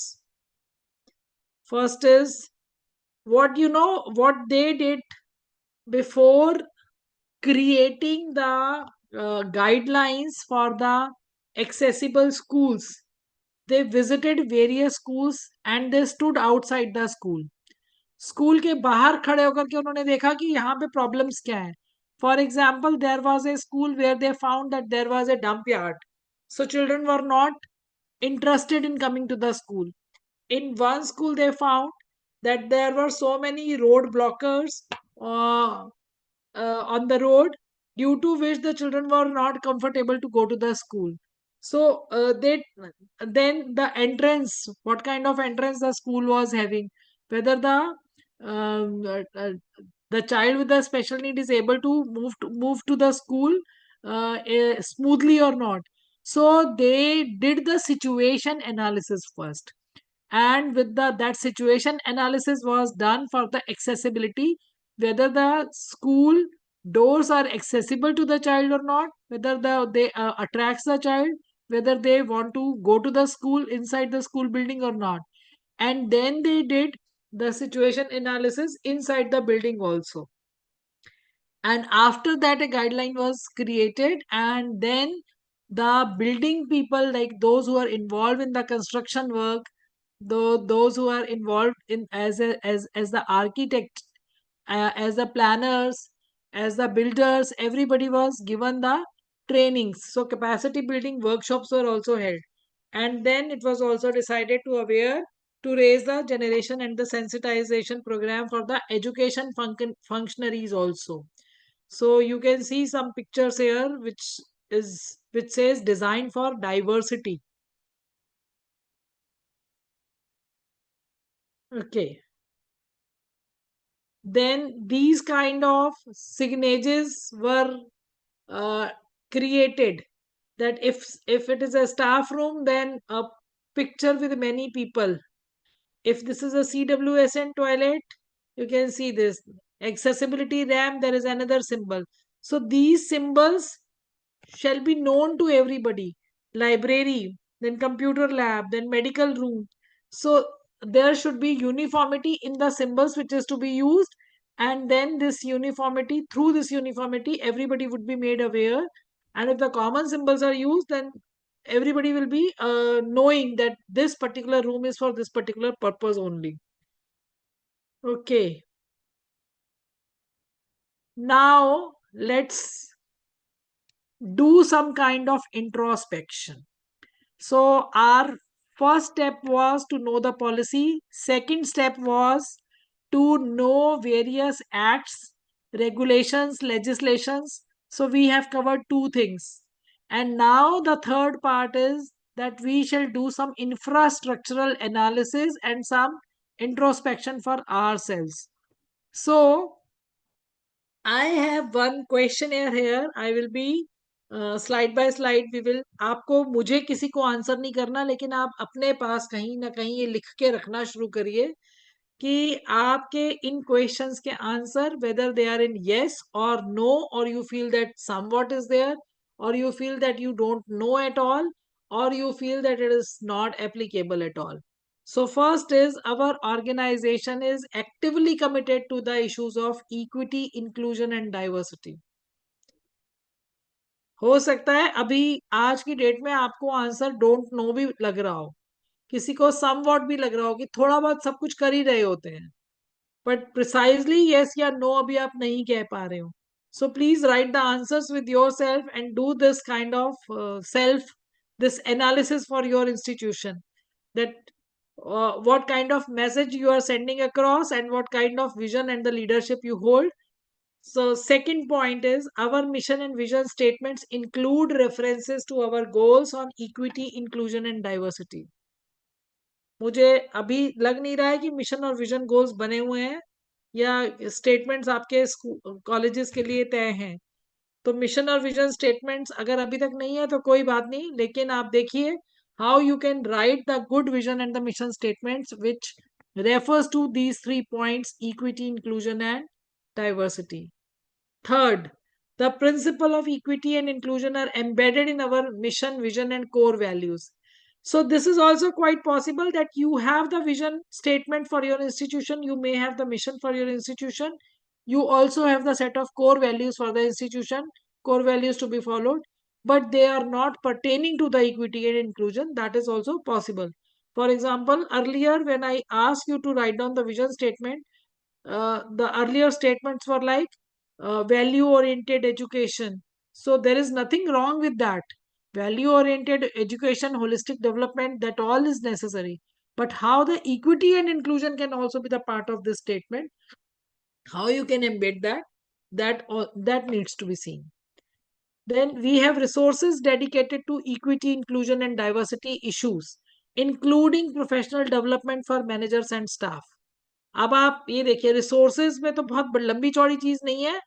Resources dedicated to equity, inclusion and diversity, अभी तो मैंने कुछ basic चीजें ही बताई हैं कि कैसा building infrastructure होना चाहिए, किस तरह से सिग्नेचर्स होने चाहिए, किस तरह का साइन लैंग्वेज और ब्रेल को कैसे आप यूज कर सकते हैं, क्या आपके पास उस तरह की बुक्स हैं, क्या आपके पास ऐसे सॉफ्टवेयर्स हैं. There are certain softwares also. Suppose if the visually impaired children, they are sitting on the computers, so there are softwares which they can use and they can work on them. They don't require the braille textbooks. Then what do you do for the professional development of the manager and staff, and that means what about the training capacity building of every member of the institution in this direction. As I shared with you that we conduct various training programs, and our training programs are for everybody, whether it is the guard of the school or it is the front desk officer or it is the supporting staff or the administrative staff and so on. So we tell them that which child has which kind of requirement, so that they are aware of their needs and they are vigilant also. For example, there are children with the ADHD, so they are hyperactive. If they're and they are this is ADHD is attention deficit hyper activity disorder. So if that kind of disorder is there, then the child is restless. He does not want to sit at one place. He may like to go to the all around the building, but then somebody has to see that the child does not harm in this. Okay, so these kind of uh, These kind of provision shall be there. Then equity and inclusion values are reflected in our internal and external communications, such as program description, outreach material, website, and newsletters. So your institution's website should also have this. If there is any event in the organization, suppose say annual program is there, some sports event is there, then what are the special provisions made for the children with the disabilities or the people who are with the disabilities? It is quite possible that your students are okay, but if their parents are invited, maybe one of the parent has a disability. So what is the provision? Some guest may have the disability. So what is the special provision for them so that they can witness the program with comfort? Then is the part of it, sorry, just a minute. Second is how we address responsive research, teaching, and public service. So if we are engaged in the self analysis or the institutional analysis, and we are able to find out certain points, then what is our response to those?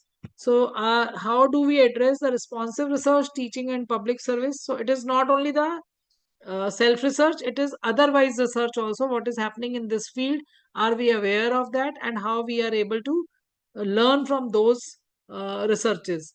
We regularly and systematically collect and analyze data about the equity, inclusion and diversity.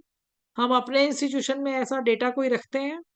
Are we aware of the problems of our own students in this direction, that what kind of disabilities are there, in what categories they lie, what kind of special needs are there, what kind of special programs is to be made, and so on. We use program assessment and evaluations that assess our ability to be responsive to the needs of our increasingly diverse state, national and the global context. We actively develop resources for supporting our equity, inclusion and diversity. चलिए पता चल भी गया, पहले कुछ नहीं था, तो अब क्या हम रिसोर्सेस को कैसे डेवलप कर सकते हैं?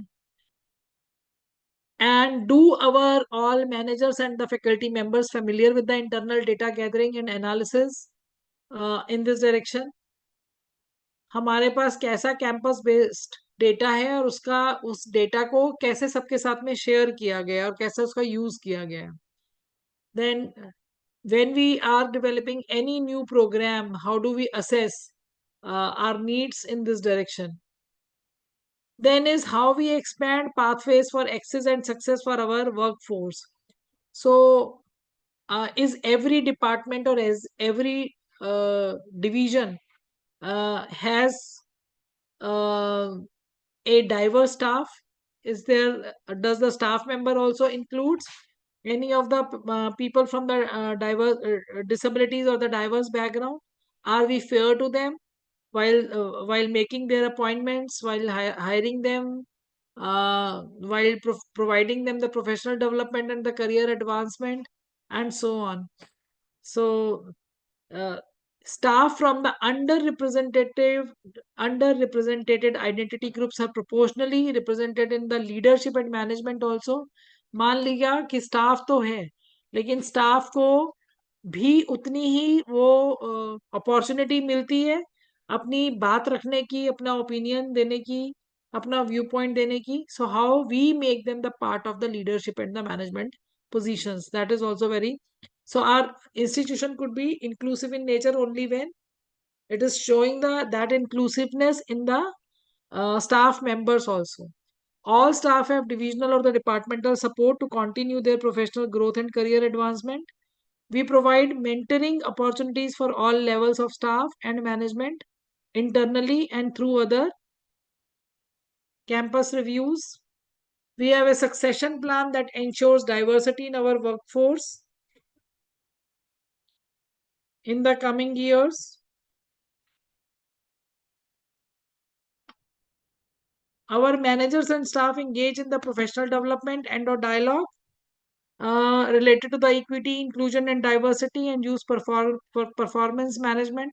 So these are different kind of questionnaires. Then there is a question regarding the healthy campus climate. Just read this. I'm enhancing the size and write the yes or no for. Are you able to?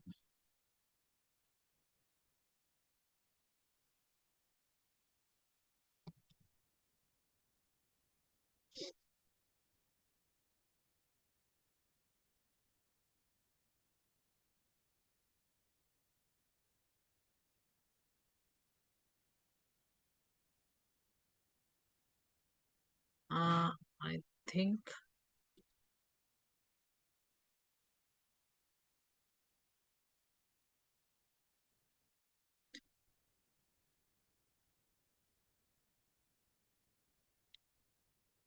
Can you read this?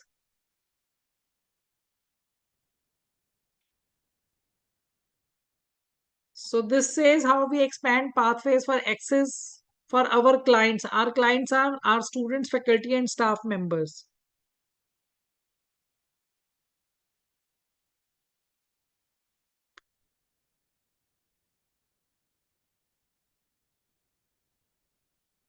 Give me a second.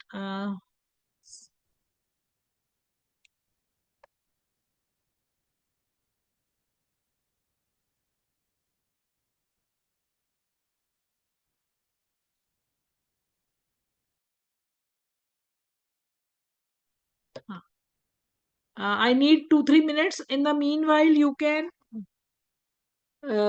continue writing your vision and the mission statement in the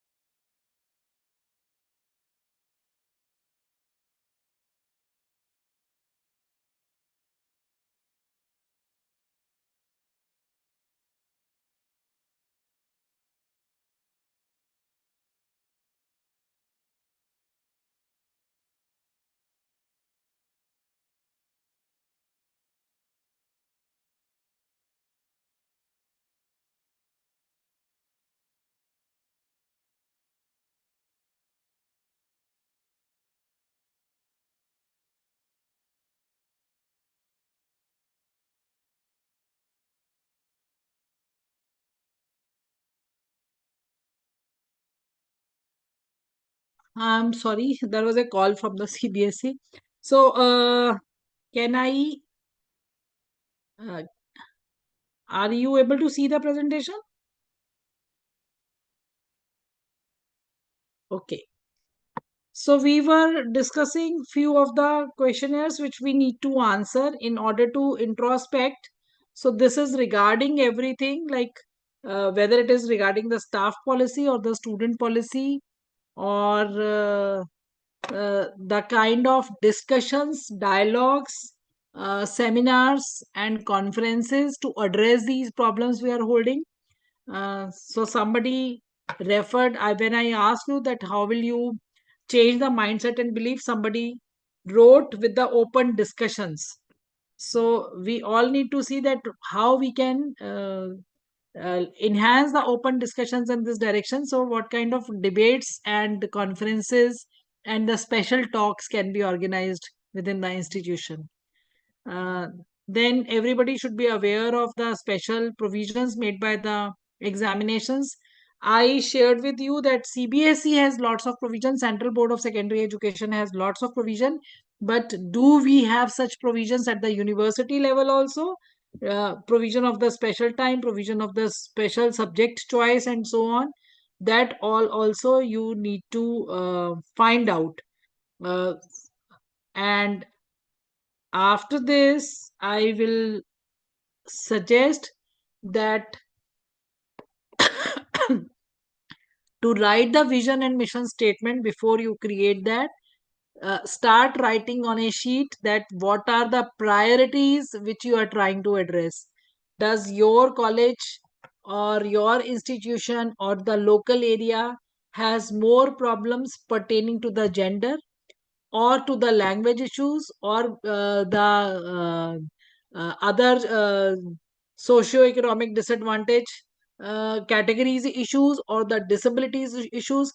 So what particular issue you are trying to address, what is the challenge there, and in that, out of that challenge, what opportunity you explore for yourself, that in which direction you can take your institution so that it becomes inclusive in nature.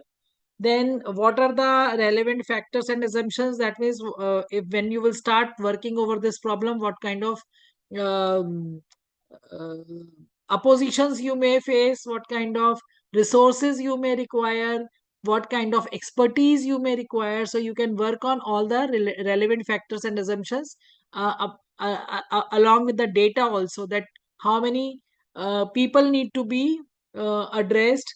So there may be one, there may be 10, there may be 100. So whatever the number is, so make your strategies according to the data you have. Then you should also have a very clear cut long term and the short term goals, and then the strategies and the deliverables, that after making these strategies, what is the final outcome which you want to achieve. So if you will start planning like this, the things will become easier, and the efficiency will also be improved. So you will be able to, I think, add value in everybody's life, those who are near you. So at the end, I would like to say that we as leaders should be very, very vigilant when we have to think about our nation and its welfare, and the nation and welfare depend upon the welfare of its people. So if we are um, open to the new ideas, if we are open to accept everybody with all their virtues, and if we understand how to collaborate with them, how to gel with them, how to converge together with the same mindset and to work for the betterment of the society, only then we all will be able to achieve whatever we want to achieve. So national education policy is an aspirational document, and we all have our share of responsibility to achieve those aspirations, to realize those aspirations for our country. So Vayam Rashtre Jagrayam Prohita, I will say this only, and I hope that you will be able to bring changes in the life of so many people. For example, the child who about whom I discussed in the beginning, that the child came to my school with a big lump at the back, and after few years she was not even able to walk a little, and she was totally bedridden. But even in those conditions, the girl passed class 12th with 86% marks from our school. She is now a established writer and blogger. So she's not able to walk, but she is leading her life very respectfully and with dignity, and she has this feeling of proud in herself, that she is not dependent on others. So raising everybody's self esteem is also our responsibility.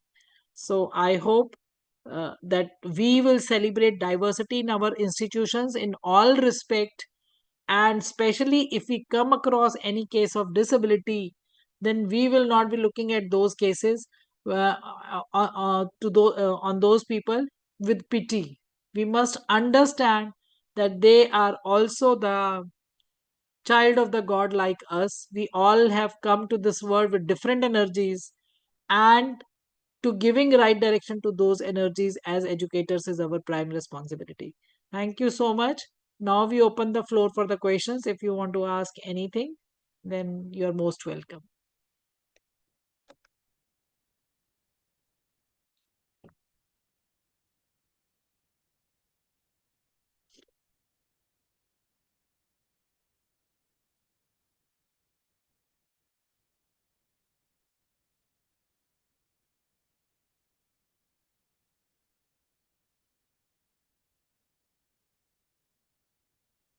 So any questions, anything which you want to say?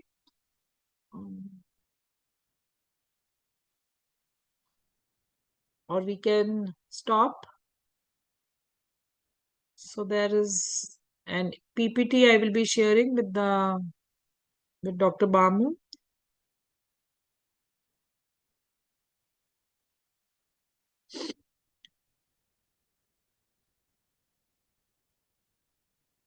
So okay, thank you very much, and I hope that uh, some perception change will be there. Thank you so much.